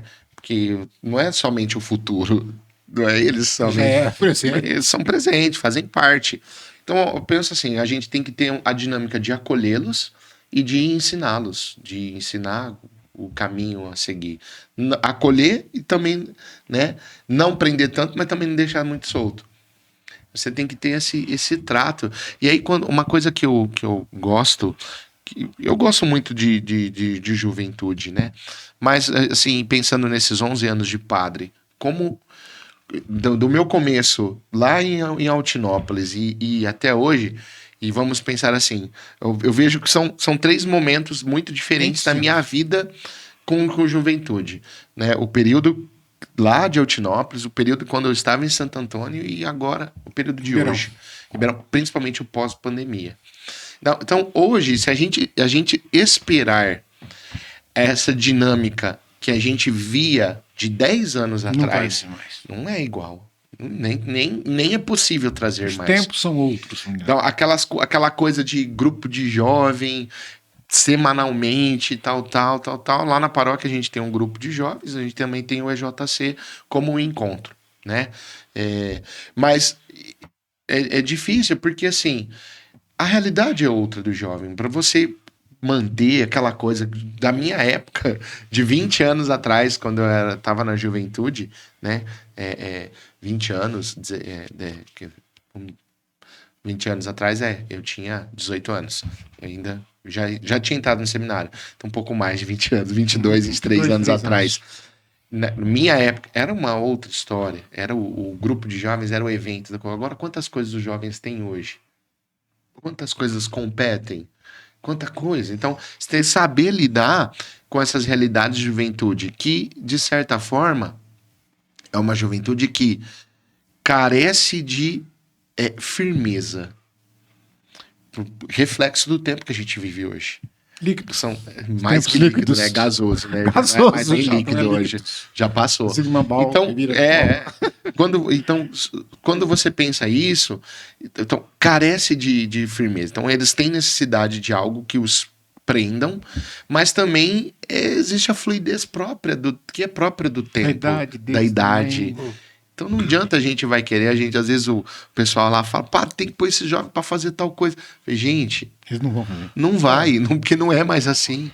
Padre, um pouco que eu vejo, e eu até cheguei a escutar, agora não lembro aonde, muito quando a gente fala a questão de juventude, que eu vejo que às vezes é uma falha nossa.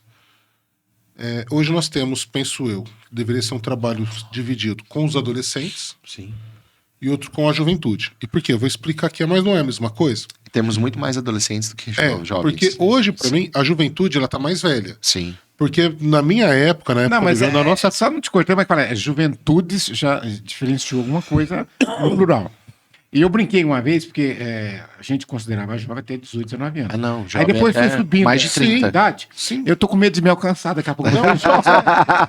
Mas É perigoso exatamente- me alcançar. Mas é exatamente isso, porque a igreja, eu vejo assim, a gente tem muito trabalho, o querigmático, aquele trabalho do querigma, De anunciar. que é próprio da época nossa de jovem, que é o que vai para um raléu da vida, que acampa, que faz os E que acampamentos. gostam disso ainda. Que gosta muito disso, mas que é aquele jovem mais adolescente. É o jovem ali de 13, 14, até uns 18 anos. E o que para nós, na minha época, nós temos mais ou menos a mesma idade, padre, o que encerrava a juventude? Aquela minha decisão vocacional. Não vou me casar. Então eu começava a caminhar com minha noiva, e aí aqueles jovens... Era muito como assim, fulano de tal parou de vir no grupo, mas ele casou. Hoje o jovem ele já vai casar muito mais tarde. Nem eu casei com 24 anos. Novo. Né? Novo. Mas o senhor casou na época do senhor. Eu mais velho que você, casei com 26. Mas na época do senhor o pessoal casava até um pouco. As pessoas casavam com 19, 20 anos. Exatamente, então era isso. Então, É menos, 19, né? 20, Maioria. aí depois 20, 24. Hoje a gente com 28, 30 30 anos não casou. Não. E esse é considerado jovem hoje. Sim. Só que ele já não tem mais aquela questão Perfil de ir para um acampamento.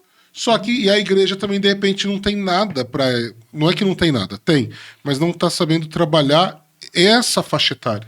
Porque como adolescente a gente trabalha, bacana, tem o crisma, tem o trabalho vocacional que é feito, tem esses encontros. Tudo. Agora a pessoa fez o encontro, a pessoa ela fez o crisma, a pessoa ela já decidiu que ela não vai ser sacerdote, ou então que ela está estudando. O que é feito agora? Eu penso assim, essa faixa depois... Hoje nós temos muito mais adolescentes, e 18 anos é adolescente hoje, considerado, né? Mas você pega aí, vamos pôr, até uns 23, 24, até 25 anos mais ou menos. Então você considera como jovenzinho ainda. Então esses ainda estão, às vezes, estão lá servindo ali como acólito, ou servidora do altar, alguma coisa assim. Estão começando ali, então ainda tem.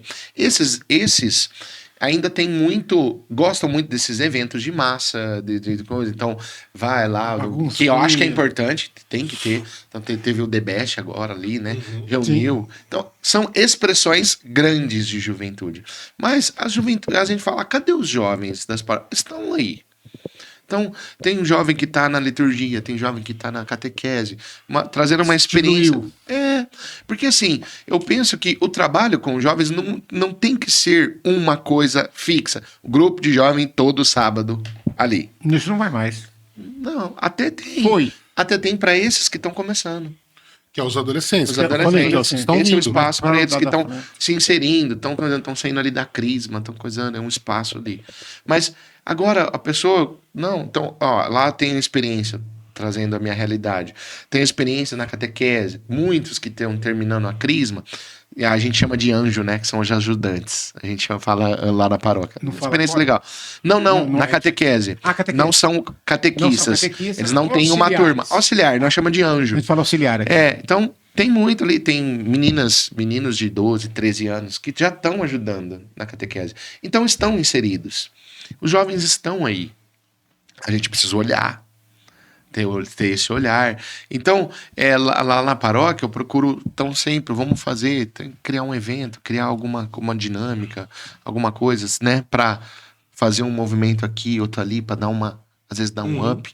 Mas eu acho que no dia a dia, eu acho que eles trazer a importância de inseri-los na comunidade.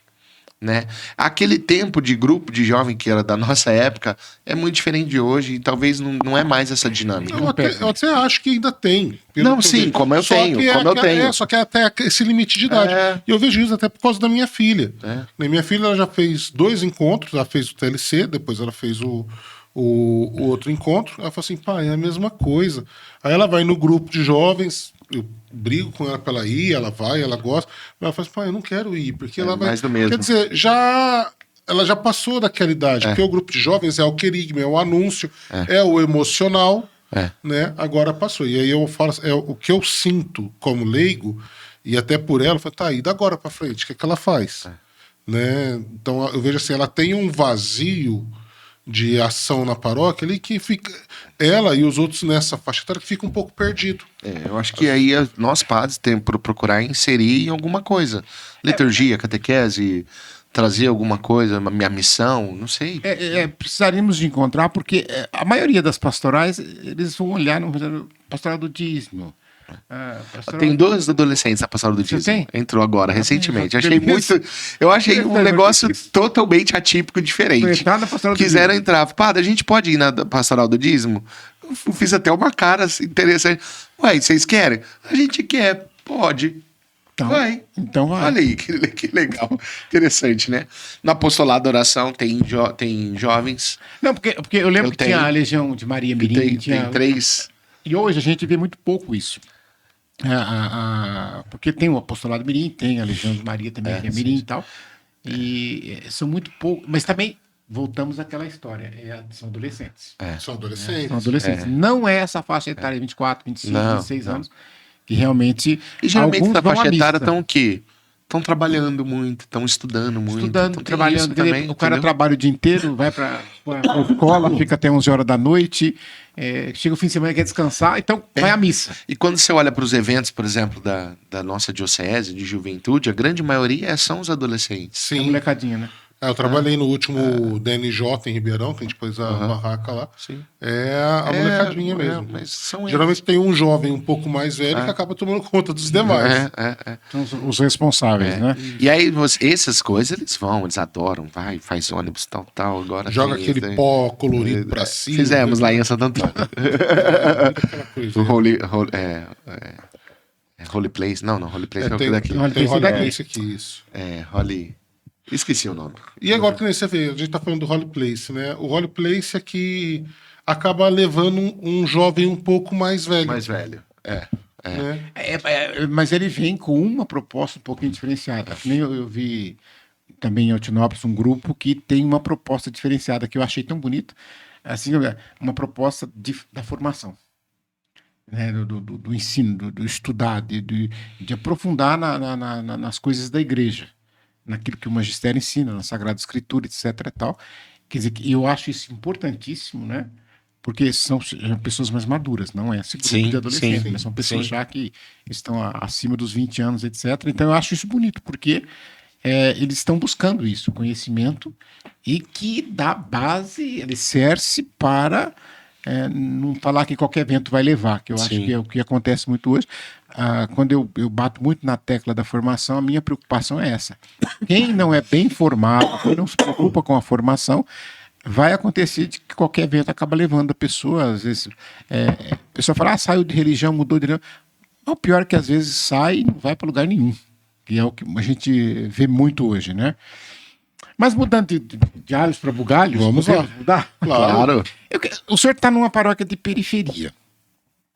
Pressupõe-se que nas paróquias de periferia é onde nós encontramos esses adolescentes, esses jovens. Geralmente, pessoas. É claro, não estou dizendo que não tenha pessoas idosas ou como eu, né? Assim, já mais anciãs. A minha paróquia é bem mesclada nesse sentido. Agora, eu vejo em algumas realidades, e eu queria que o senhor comentasse isso também, paróquias centrais. Que não tem sequer catequese. Porque não tem criança. Não tem adolescente, tem um ou outro que às vezes acaba indo até para a paróquia vizinha, porque é uma realidade assim de pessoas. É típico da cidade grande esse movimento de sair do centro para E para periferia. as periferias, né? Então, a minha paróquia hoje em Ribeirão é o local que mais cresce. Aquela região. A minha região, a região do Padre Gabriel, lá no Gabriel Cristo, e a região do Esse Padre é Germano. São os 3 lugares em Ribeirão Preto que vai expandir. Então, Brodowski, o Sertãozinho e Serrana Cajuru. Então, a minha paróquia é muito grande, o meu território. E do Padre Mateus Agato, que é do lado de lá, da Abrão Assede. Ah, é dali também? Né? Também é dele. Cravinhos, Né? São Miguel. Não, São Miguel, pro mesmo lado, só que segue, né? É algo... É típico esse fenômeno, né? Então, com certeza, essas paróquias dos bairros que hoje não tem onde crescer, vamos dizer assim, que são as paróquias um pouco, não do centro, mas um pouco mais centrais, né? Então você pega ali na minha forania a Lagoinha, você pega ali o Castelo Branco ou outros lugares, né? O Sumaré, ou lugares um pouco mais rodeados assim, no entorno. Que já cresceu, que tinha que crescer, agora está preso. Tá preso. Então realmente passa por essas dificuldades, né? As pessoas vão ficando, os bairros vão envelhecendo, né? E não vai, os filhos vão se casando, mudando para outros lugares, vão indo para lugares mais longes. E é um fenômeno, com certeza, é muito desafiador, né? Mas trazendo essa experiência de morar um pouco, praticamente eu tô na última paróquia de Ribeirão Preto, né? Porque Depois já é Serrana. Eu divido com Serrana, né? Como é que é? O presídio fica dentro. Sim. O presídio. A minha paróquia. O limite da paróquia tá lá na declaração, vai até o rio Tamanduá. O riozinho que passa ali. Depois de lá já é paróquia de Serrana. Então eu vou até ali. Agora nós estamos vendo crescer demais a paróquia ali. A nossa paróquia. Até num período de 2 anos agora, depois da pandemia, 23 e 24, o aumento populacional ali... Grande. Muito grande, muito grande. Teria mais ou menos quantos habitantes hoje? Olha, eu acredito que a minha região deve ter uns 70 mil habitantes. Nossa. Meu Deus do céu. Eu acredito. Tamanho de Batatais. A minha região Muito grande. deve ter uns 70 mil habitantes, mais ou menos. Né? E ali só tá loteando, né? Só loteamento. Muito Aí, condomínio, né? Muito O senhor chega a condomínios. fazer divisa com assentamento? Não, o assentamento é o Eric. Não, é o Erickson, o assentamento. O senhor Não, eu não faço um pouquinho divisa pra com frente, ele. né? Então, pra cá. Eu faço divisa com o Padre Mateus Agato, um pedacinho da Lagoinha, Samuel. Padre Samuel. Faço divisa com a área pastoral, Padre Marcos da Mata. Faço divisa com o Padre Marcos Cândido, ali no São Judas, Cristo Operário São Judas. Essas paróquias que eu faço divisa. Aí depois de lá, o Erickson faz divisa com o Germano. Não, com o Germano e com o Padre Marcos, que é o Portinari é do Padre Marcos. Aí é o Portinari e aí é o Ribeirão Verde, né? Mas ali do Germano cresce, mas eu acho que tem um rio pela frente. Né? Mas já tá quase no rio, porque a gente tá ali, né? A Casa Santa Dulce tá ali. Mas vai crescendo Então ali, né? tá Essa crescendo. área aqui do lado de cá vai crescendo. Criou ali, construiu-se todo um bairro ali do lado de lá da Ianguera, né? Que é bem perto da paróquia dele. E agora construiu já um condomínio tudo de prédios. Estão construindo lá. Né? E esse desafio, padre, de ver assim, as paróquias, como que o irmão Francisco trouxe, mais central, ou então em bairros mais antigos, elas de certa forma já têm uma estrutura, mas em compensação ela vai perdendo fiéis, ela vai perdendo pessoas. E de contrapartida, as paróquias novas ainda não têm essa estrutura e vai recebendo fiéis. Nossa, Como que é eu trabalhar careço com disso agora, essa experiência agora de Semana Santa. Nossa, então como eu disse, meu bairro crescendo demais. Então, as celebrações, eu tenho 3 missas no domingo, então 8, 9 e meia e 19. Tem comunidade ou só a Tenho comunidades, só uma que eu vou ter capela, as outras eu celebro nas casas, né, um lugar fixo, que é mais durante a semana. Mas então eu tenho 3 missas no domingo. Então, 8, 9 e meia e 19. As 3 são na matriz. No sábado, na comunidade Sagrada Família, onde eu vou construir uma igreja. Que é ali no subindo a Nestlé, nós vamos construir uma igreja ali, aquele bairro novo, Parque Adria, que tá crescendo ali, que faz divisão com Abraão a sede. Nossa. Onde tem aquela chácara que é uma bola, que o povo fala. Sim, que é a bola. Ali vai estar loteando tudo pra ali, até lá pra cima, né? E nós vimos assim, nós tivemos que fazer a missa na quadra, porque Não cabia na igreja. não cabia na igreja. Não cabia na igreja. Tivemos que fazer o domingo de Ramos lá. E os outros dias tivemos que pôr telão no salão e povo lá fora, porque não cabe. A igreja é pequena. E não cabe. E você também não. Por exemplo, tem muitos condomínios. Condomínios você não tem acesso. Você não pode celebrar. Tem muitos condomínios lá, MRV, essas coisas. Você não consegue celebrar, né? A gente até entende. E ali naquela região começa a crescer os condomínios fechados ali. Tem alguns ou não? Não na minha toda, mas a minha é mais condomínio mesmo, o estilo MRV, Tá, entendi, esses estilos assim. entendi. Que E aí é condomínio de Que não prédio, entra, né? prédio. Mas também não pode. Não pode. celebrar. Tem um grande número de. É o que eu falei, é os desafios, porque tem um grande número de habitantes Sim. num espaço que não é tão grande e que os fiéis vão procurar uma paróquia fora dali, né? Que o espaço não é tão grande também, né? Muita gente tá indo ali na minha, né? Começou, porque quando a pessoa muda, ela demora um tempo ainda. Ela continua indo na onde ela estava acostumada a ir. Depois ela vai se identificando, vai crescendo. Então, tem muita gente nova na paróquia, né? E é um desafio também como acolher essas pessoas. Às vezes, você olha assim e fala, meu Deus do céu. E agora? Você Isso olha... é muito bom. Ninguém tá falando que não é pra ir, não, viu, não, gente? sim, com certeza. É pra Pode ir, lá, a pode gente lá. gosta de ver caras novos, mas é os desafios que vai se apresentando, né? E de contrapartida, essas outras comunidades mais centrais vão se esvaziando. Cara, essa questão da estrutura é muito, muito complexa, né? Quando você olha essa questão dos condomínios, ali perto da paróquia, tem acho que 4 ou 5 complexos da MRV, né, de condomínio. Tem um de casa e de casinhas, essas casinhas, estilo casinha geminada. Uma de cá, outra de cá, né? É um bloco, assim.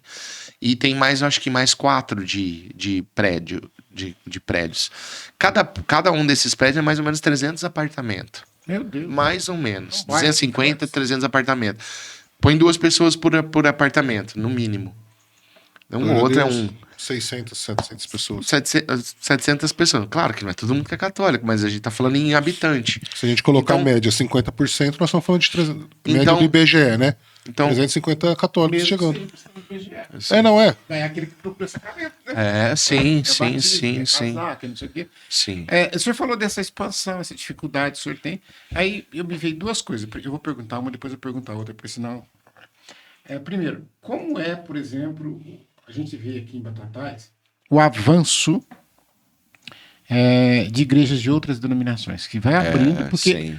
como nós temos uma diretriz, etc., tudo um pouco mais complicado. Ó. Eu não posso simplesmente alugar um salãozinho Não. que era um bar e ali abro uma igreja. Vou dar um exemplo. Abro uma comunidade. Vou dar um aqui. exemplo que eu estou passando.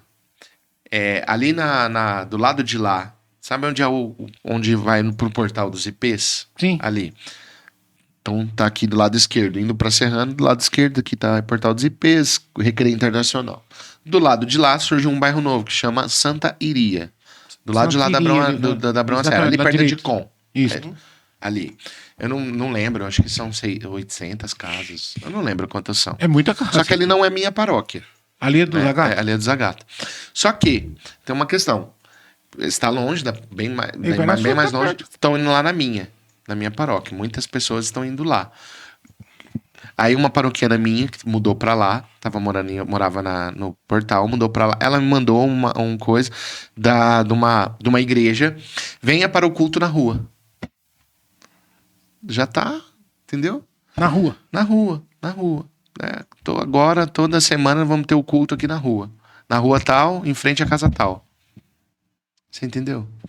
Então, assim, às vezes, por conta das nossas burocracias e assim, Às vezes, é porque a gente pensa muito, estrutura de igreja, a gente pensa muito que tem que ter uma paróquia. Eu tenho que ter um lugar. Mas por que não a gente não tem? A gente tinha que pensar mais nessa questão missionária. Não, vamos começar um trabalho ali. É difícil. Mas tem que ter. Não tem que ter igreja, paróquia. Então, Quando a gente pensa paróquia, a gente pensa lugar físico. Mas por que isso emperra? N fatores. Quando eu falo assim, N fatores. a comunidade eclesial missionária. Mas por incrível que pareça, nós já um trabalho. estamos faltando padres em Ribeirão. O que se falava que tinha tanto. Nós temos, falta. Se você ver, precisaria de mais um padre ali na minha região pra me ajudar. Mesmo que não estarmos fosse juntos. um par, um vigário. Não, nem que fosse um. Mas falta. Pra ajudar. Falta, padre. Né? Não temos mais padre para essas realidades que estão surgindo. Aí a tendência Você entendeu? não é melhorar. Ué. Tem muito padre. Não tem muito padre, não. Assim, tem. É que a cidade ela vem crescendo numa velocidade que as vocações não vai acompanhando, né? Não, sim, também. Tem Tem esse problema vocacional também, né? Se a tua região ali tem 70 mil habitantes e o senhor é só o senhor de padre, nós estamos falando de uma Batatais. Sim. Em Batatais tem 60 mil e nós temos 5 paróquias, 5 padres. E a gente já viu tanto que eles se desdobram, né? Dá conta. O Padre Leuci, que é uma paróquia gigantesca, assim, para nossa realidade. Também é enorme aqui, Né? Então aí pensa assim, lá nessas realidades, né? Então é algo que precisa se olhar também, né? sim. E aí fica o convite que o Papa Leão XIV fez aos jovens no Domingo do Bom Pastor, né? Não tenham medo de aceitar o convite da igreja, de ouvir o convite do Senhor. Né? De Rezarmos mais pelas vocações. rezarmos mais pelas Rezar vocações. pelas vocações, porque eu penso assim, nós vamos chegar a uma realidade, considerando que nós falamos de esvaziamento, talvez, não para Ribeirão Preto, que acho que está um pouco distante, mas algumas outras realidades, as chamadas fusões. Nós vamos ter que pensar nisso, porque de repente a gente está dividindo, até hoje trabalhou com essa ideia de dividir paróquias porque estavam muito grandes. E de repente a gente vai ter que começar a juntar porque estão muito pequenas. O que o senhor acha disso? Não Também é uma... tem isso, Eu acho pode que, de acontecer. repente, são duas realidades próximas. Então, Quando você pensa em realidades de cidades muito grandes, em que essas realidades que ficam mais velhas, sim, pode porque, e acontecer tem isso. a questão da autossustentação. Porque, e aí eu já posso pular de galho em bugalho aqui? Porque é o seguinte, o senhor falou um assunto aí que eu acho interessante a gente abordar. O senhor falou de 2 adolescentes entrar na pastoral do dízimo. E eu vejo, para nós, na Igreja Católica, a questão, o dízimo é um tabu. Né?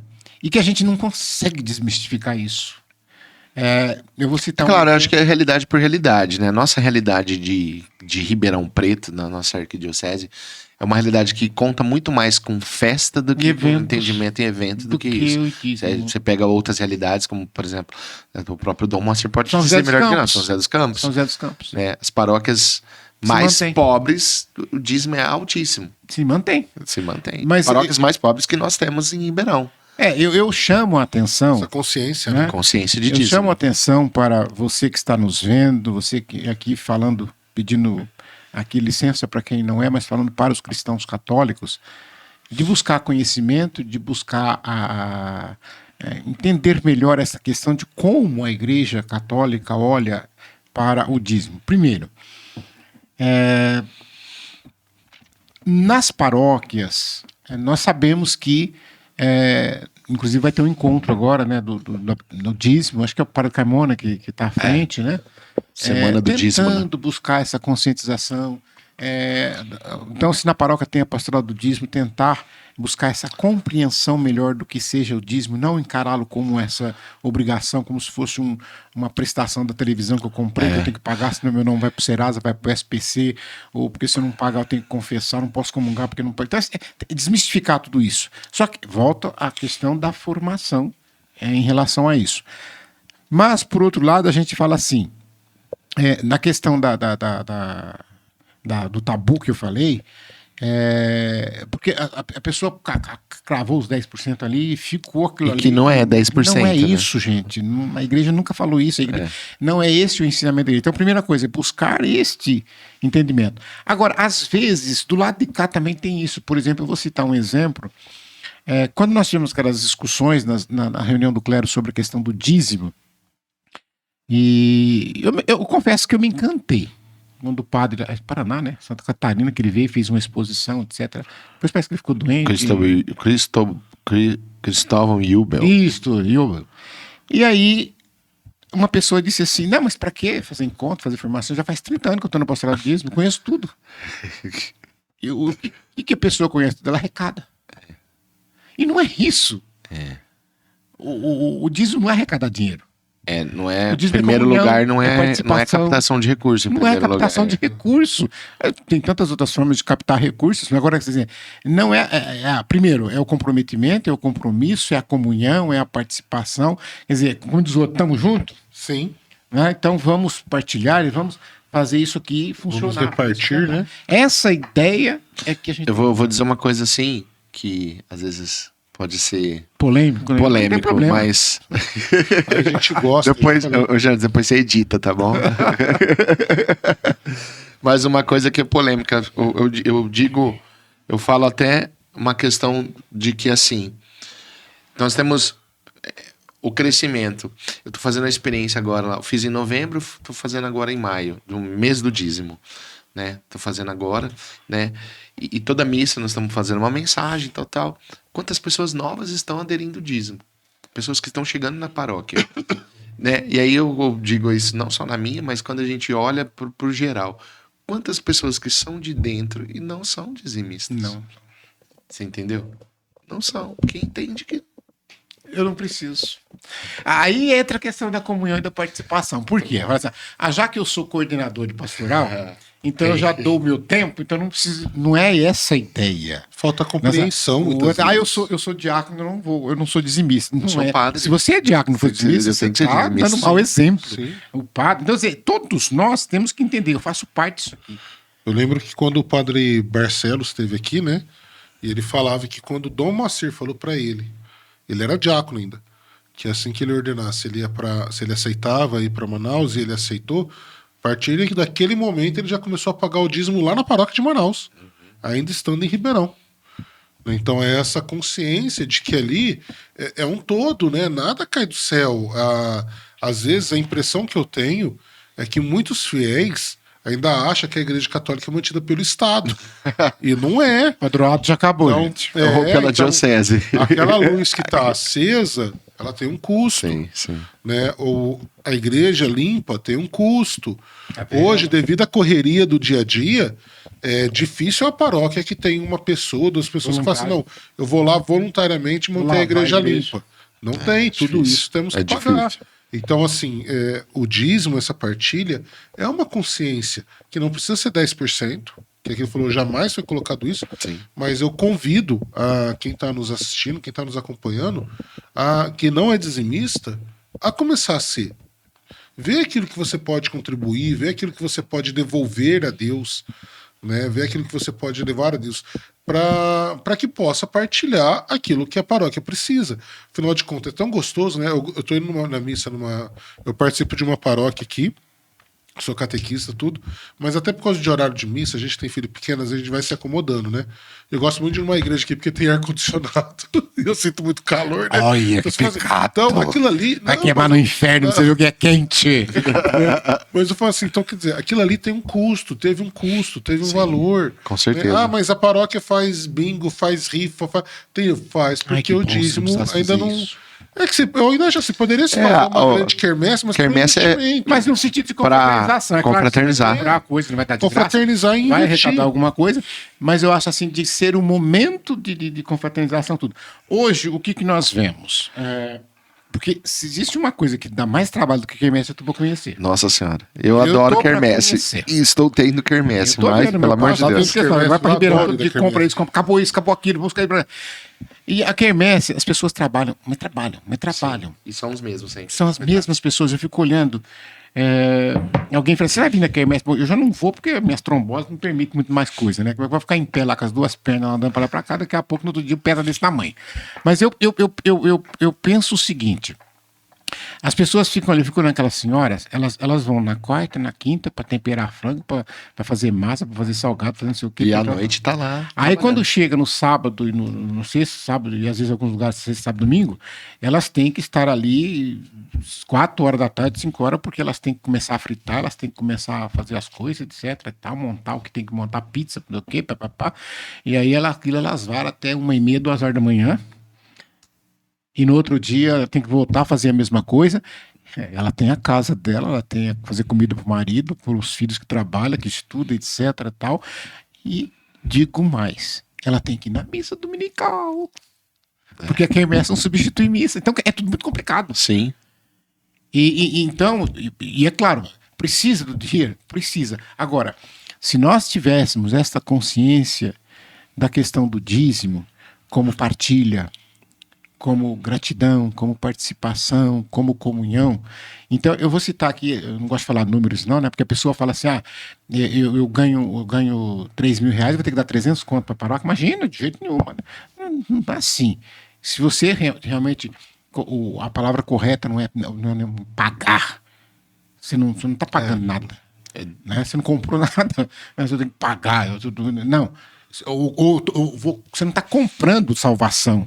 Você não está comprando lugarzinho no céu, mas é partilha, como eu disse. Então, ou seja, tá bom, você ganhou 3 mil reais, se você, no seu coração, sentiu, eu vou contribuir com 80 reais, com 70 reais por mensais, eu fico pensando, se tanta gente que lota nossas igrejas pensasse desta forma. Que fosse 30 reais, né? Eu penso assim, onde uma paróquia, o mínimo que vai, ali nós vamos falar o quê? Umas 500 pessoas? Depende da paróquia. Vamos pôr 300 pessoas por missa. Por missa, não, assim, na paróquia, então, uns 500 fiéis que frequentam vamos pôr ali. 500 firmes, se desse 10 reais de dízimo. Não, tem paróquia que dá mais, a minha paróquia Santa Rita dá mais. Não, sim, mas você pensa assim. No mínimo, né? Então, 500, se caso desse 30 reais, a gente tá falando de 15 mil. Entendeu? Que já ajudaria. Hoje é difícil uma paróquia, principalmente de periferia, que recolhe 15 mil de dízimo. Não, eu falei que a gente não gosta de falar de números. E que custa. E cada vez está custando mais. É bandeira amarela, é bandeira vermelha, e CPFL, né? E vai indo, os custos estão subindo. E tem os imprevistos, né? Que, por exemplo, essa noite roubaram toda a fiação da paróquia Santa Rita. Roubaram? Entraram por cima do portão. Vender fio, né? Então o pessoal vai. Daqui de Batatais? Aqui de Batatais. Então a gente tá falando no meio da trezena. A gente está falando isso só para a pessoa poder entender. E eu aqui falei do dízimo, assim como a gente fala da esmola, da oferta, né? Aí eu fico pensando a pessoa saber. E aí é formação, é conhecimento de saber distinguir, diferenciar essas coisas. Eu sempre falava já mais de 20 anos atrás, muito mais que 30, aliás, eu estava em Santos na época. Lá na Diocese de Santos, eu costumava dizer assim. Quando você vai dar uma oferta para a igreja, então o pessoal fala, passar sacolinha, ou agora se usa Pix, QR Code, etc. Não importa, é a questão dos tempos. Mas não é que você tem que dar ali o dízimo, ou vou colocar uma nota de 100 aqui, não é isso. Né? Mas, por exemplo, eu costumo dizer assim, se de repente você passou a sacolinha, você colocou R$2 ali dentro, você colocou uma notinha de 5 que seja, né? Gente, se você colocar uma nota de R$5 na sacolinha do ofertório, ou se colocar R$2, se você for às missas, que são de preceito no mês, são 4, deu R$8. Desculpa a expressão, não estou fazendo pagando de bebida alcoólica, mas a cerveja custa mais que R$8. E quanta cerveja você toma por mês, às vezes? A Coca custa quase R$10. Então, quer dizer, e sem contar que é a gratidão no sentido de dizer, está aqui, eu tenho. Quantos gostariam de... Sim. E não tem. Sim, e também e aqui, gente, nós não estamos fazendo uma campanha para pedir dinheiro, não é isso. Como a gente disse desde o começo, conscientização. Não é captação de recursos, é conscientização. Aí muitas pessoas falam assim, tudo bem, mas eu vou dar alimento. Ótimo, as paróquias precisam receber alimento porque tem muitos pobres que nos procuram. Mas não é dízimo.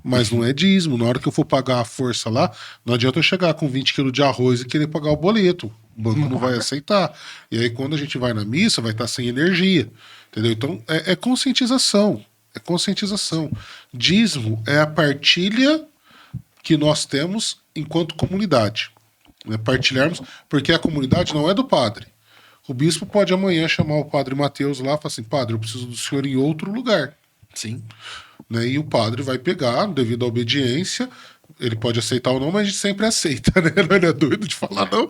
Em nome da sua obediência. Então, assim, então a paróquia não é do padre, a paróquia não é do bispo, a paróquia é de todos nós. Então, como é de todos nós, a gente vai lá. Hoje a coisa mais comum vai fazer um churrasco, irmão Francisco fala, né? Ninguém mais faz um churrasco, vou dar um churrasco com meus amigos. Vai fazer um churrasco, cada um leva um pouquinho, então a gente partilha churrasco, que gasta muito mais, mesmo partilhando, do que o dízimo que muitos pagam na paróquia. Então é partilhar para ter ali uma boa cadeira, um bom banco, um bom som. Né? Eu vejo muitos músicos, a gente voltando lá na música lá atrás, né? Os músicos reclamam porque o som é ruim, porque não sei o quê. Mas aí você pergunta, tá, mas o músico reclama do som. Mas é dizimista? Então vamos trabalhar tudo em conjunto, né? Então, e a questão da oferta, do alimento, aí é a esmola, é aquilo que a gente dá para que a igreja possa ajudar o outro. Então o dízimo é a manutenção daquilo que é nosso. Agora, o ofertório, o alimento, é aquilo que é para o outro. Então isso é muito importante e essa conscientização é muito importante. Agora vamos deixar o convidado falar, só o senhor fala aí. Não, eu vou fazer uma pergunta para o Matheus. Ele falou que frequentou muito tempo, tem essa espiritualidade da renovação carismática. Eu acho que é muito importante tocar nessa, porque hoje são pouquíssimas pessoas que a gente vê que às vezes não participou ou teve algum contato com essa espiritualidade. Sim. Eu, por exemplo, quando eu estava em Santos, a minha praia era o ECC. Então, só que eu vivi uma época completamente diferente do que é hoje o ECC. época do Padre Pastor ainda. O pastor estava vivo. Olha só. O Dador estava vivo ainda, tá? Mas era Dom Davi Picão, daqui da região, era bispo de Santos. Depois vim para Franca e comecei num primeiro momento, trabalhei muito tempo com o movimento Cursilhos, né? Me realizei um pouco mais do que tinha me realizado no ECC em termos de espiritualidade, estou falando agora. E aí depois tive contato com a renovação carismática, e aí, quer dizer, foi onde que eu fiquei a maior parte do tempo da minha caminhada de igreja, seja como servo, seja depois como coordenador de grupo de oração, participei de encontros em São Paulo, e ali no Ibirapuera, e realmente eu mergulhei de cabeça mesmo. E é claro que depois, o senhor sabe, a gente como ministro ordenado, a gente não é ministro de movimento, né? A gente é de todos, é da igreja. Então a gente tem que atender a todos, etc. Então a gente não tem que falar assim, esse padre aqui é da renovação. Não, o padre é da igreja. Eu posso ter uma espiritualidade, cultivar uma espiritualidade. Cultivar essa espiritualidade. Mas o que eu queria focar é em relação àquele boom que nós tivemos. E eu peguei o boom. Você pegou a fundação. Foi muito, né? Que década de 80, eu fui para São Paulo para fazer aniversário, aquele negócio que lotava isso não lota. E depois, de repente, deu uma... Então, o que o senhor vê? O que foi que aconteceu?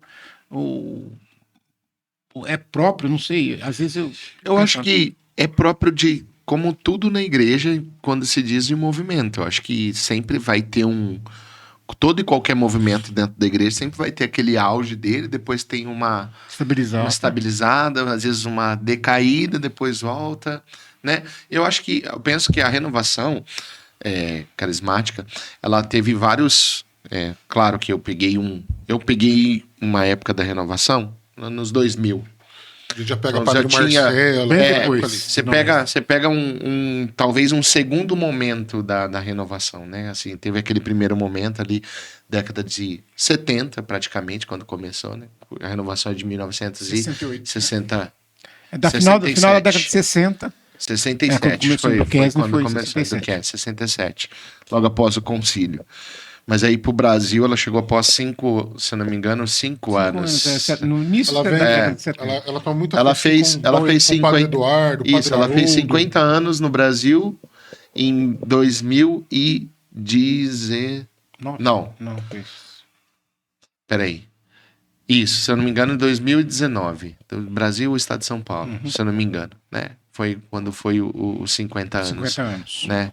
Fizeram aquela cruz do jubileu. Isso, teve até um evento, eu participei em 2019 lá em São Paulo, teve coisa, tava o padre Haroldo ainda era vivo, ele estava, né? Padre Eduardo Doggett, né, tava. Então você tem século XXI. Então você tem esse primeiro momento aí, década de 70, 80.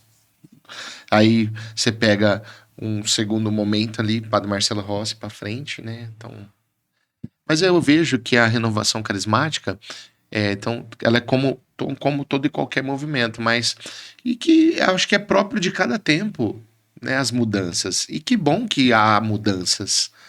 Que bom que não é mais como era. Né? Às vezes algumas coisas a gente tem mais saudade, outras coisas ela se aperfeiçoou, né? Quanto que a renovação foi criticada por conta de várias questões que estavam no começo. Era próprio do crescimento, né? Sim, e que hoje já não Não é tem problema mais esse problema mais isso, e assim vai se constituindo, vai se aperfeiçoando, vai se consolidando, né?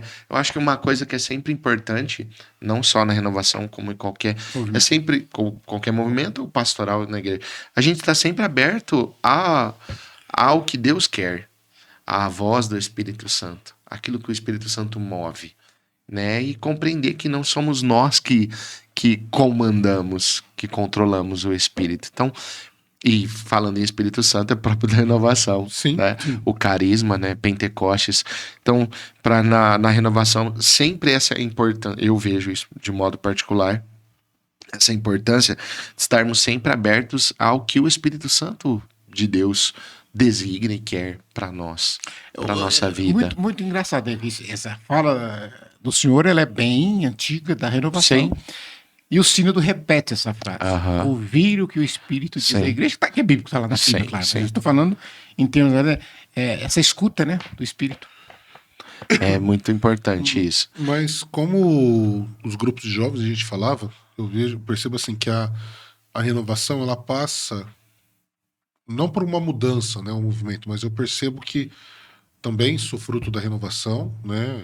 Eu acho que nós três aqui tivemos uma experiência muito profunda com a Sim, renovação carismática, muitos. né? E na nossa época eu lembro que o grupo de oração ele tinha aquela sequência, ela começava com vamos fazer o acolhimento de Nossa Senhora, depois o louvor, depois o momento do perdão, depois a palavra e depois a fusão do Espírito Santo.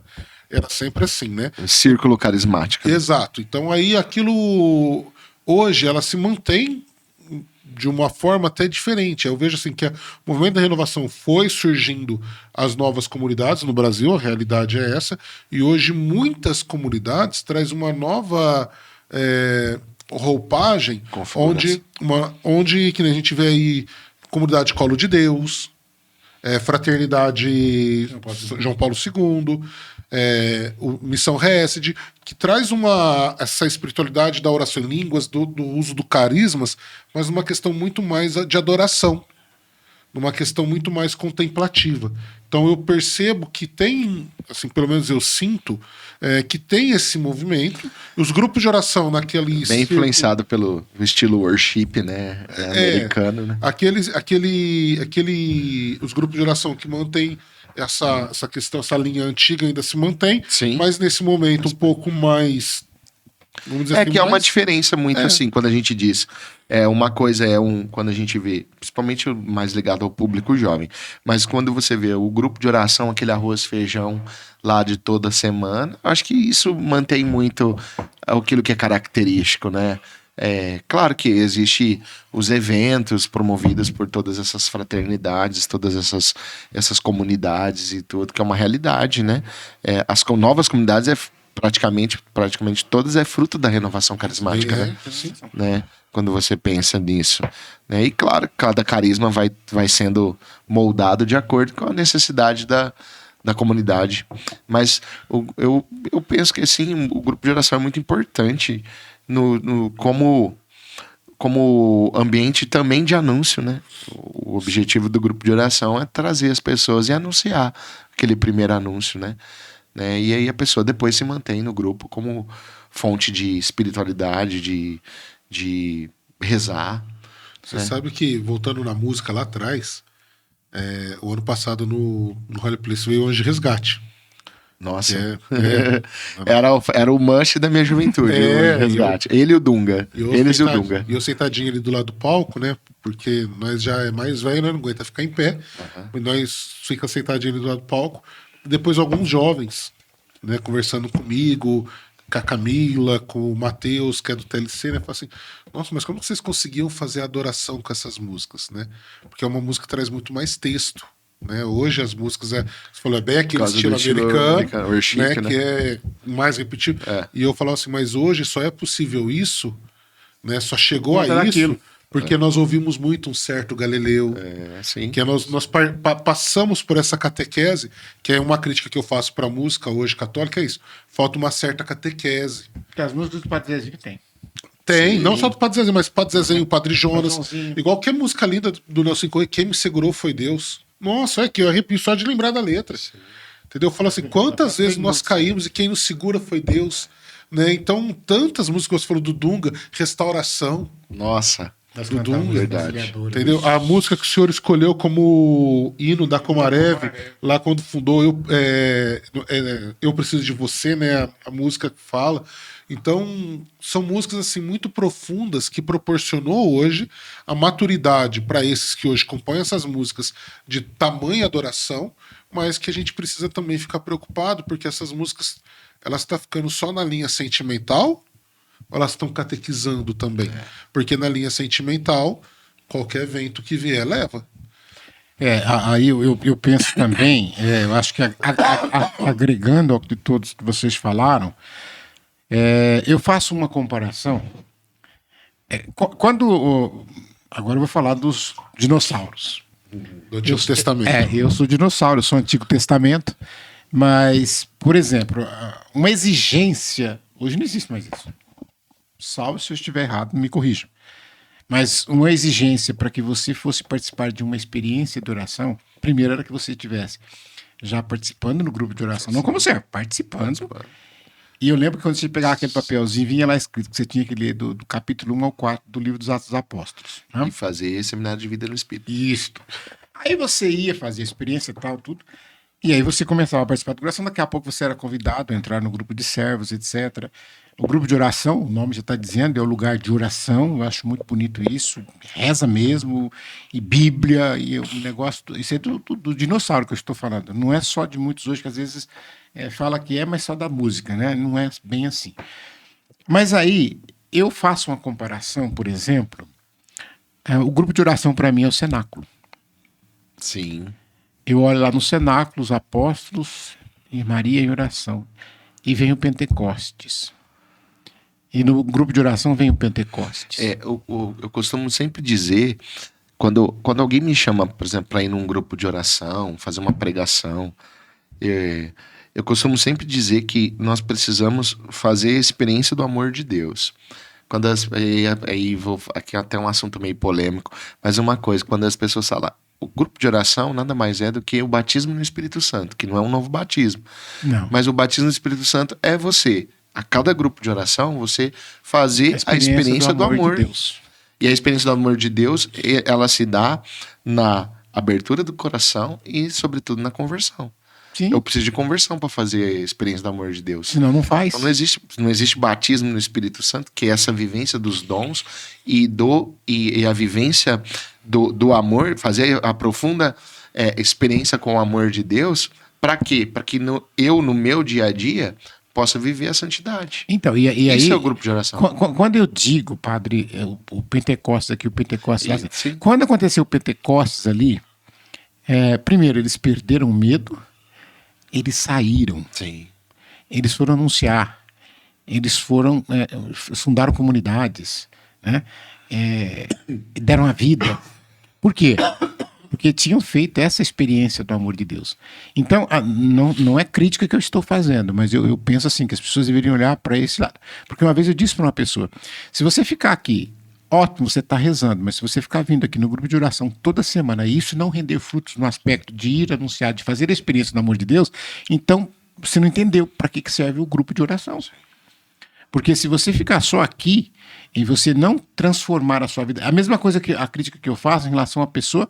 O pessoal chama de católico de BGE, que nem na missa vai, só fala que é católico, né? Mas tem aquele que vai à Santa Missa, mas ele não mergulha no mistério.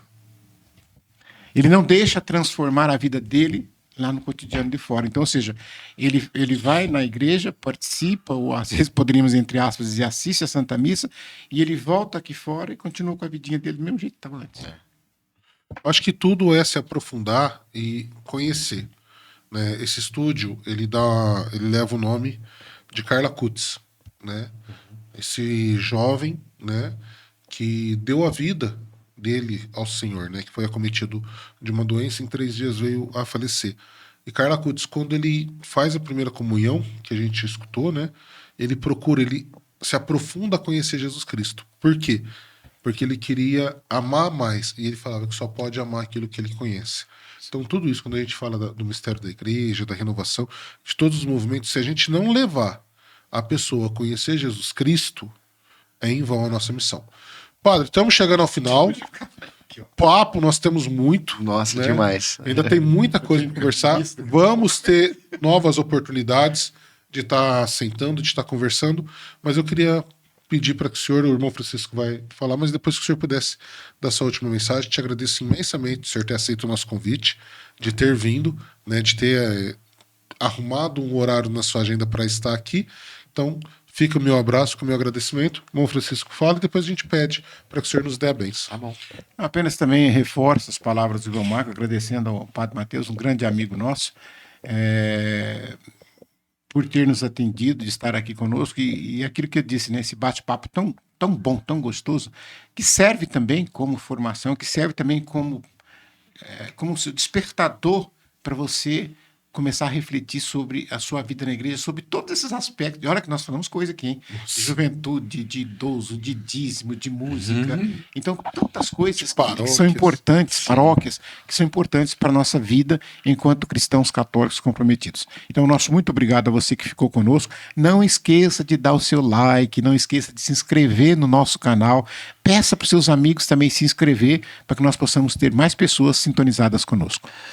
Eu que agradeço, diácono irmão Francisco, irmão Marcos, a oportunidade de estar aqui. Alegria muito grande, né? Com certeza a gente ficava aqui até horas batendo papo, conversando até.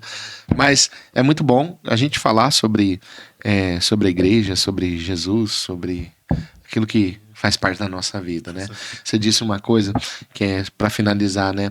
Acho que na nossa vida, seja um movimento, seja pastoral, seja aquilo que eu for, a gente precisa de encontro pessoal com Jesus. E sem encontro pessoal com Jesus, a gente não caminha como cristão. Então, eu sempre falo pro pessoal, nós precisamos, na oração, na meditação da palavra e na vivência comunitária, a gente precisa desse encontro com o pessoal, com Jesus. E isso aqui, que vocês estão fazendo, com certeza leva as pessoas a evangelização, leva as pessoas, né? Isso aqui é um ambiente de evangelização e de missão, né? Então Deus abençoe muito vocês, abençoe a comunidade, diácono Francisco, né? E que vocês possam continuar fazendo o trabalho tão bonito, tão lindo, deixando que Jesus faça o trabalho através de vocês. Amém. Amém. A bênção. O Senhor esteja convosco. Ele está no meio de Pela nós. intercessão da bem-aventurada Virgem Maria e desça sobre vós, sobre vossas famílias, sobre essa comunidade, a bênção de Deus Todo-Poderoso, Pai, Filho e Espírito Santo. Amém. Amém. Você que nos acompanhou, muito obrigado e até a semana que vem. Te espero aqui entre irmãos.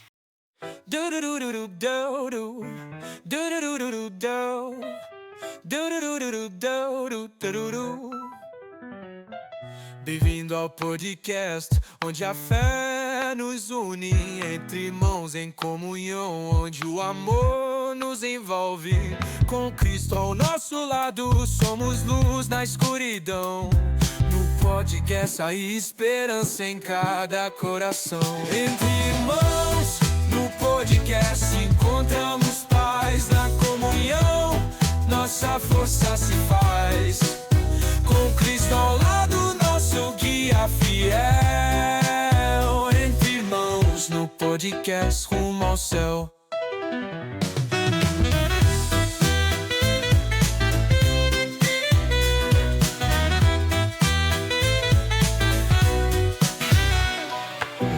Bem-vindo ao podcast, onde a fé nos une, entre irmãos em comunhão, onde o amor nos envolve.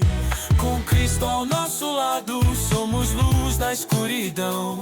No podcast há esperança em cada coração. Entre irmãos, no podcast encontramos paz na comunhão. Nossa força se faz. Com Cristo ao lado, nosso guia fiel. Entre podcast rumo ao céu.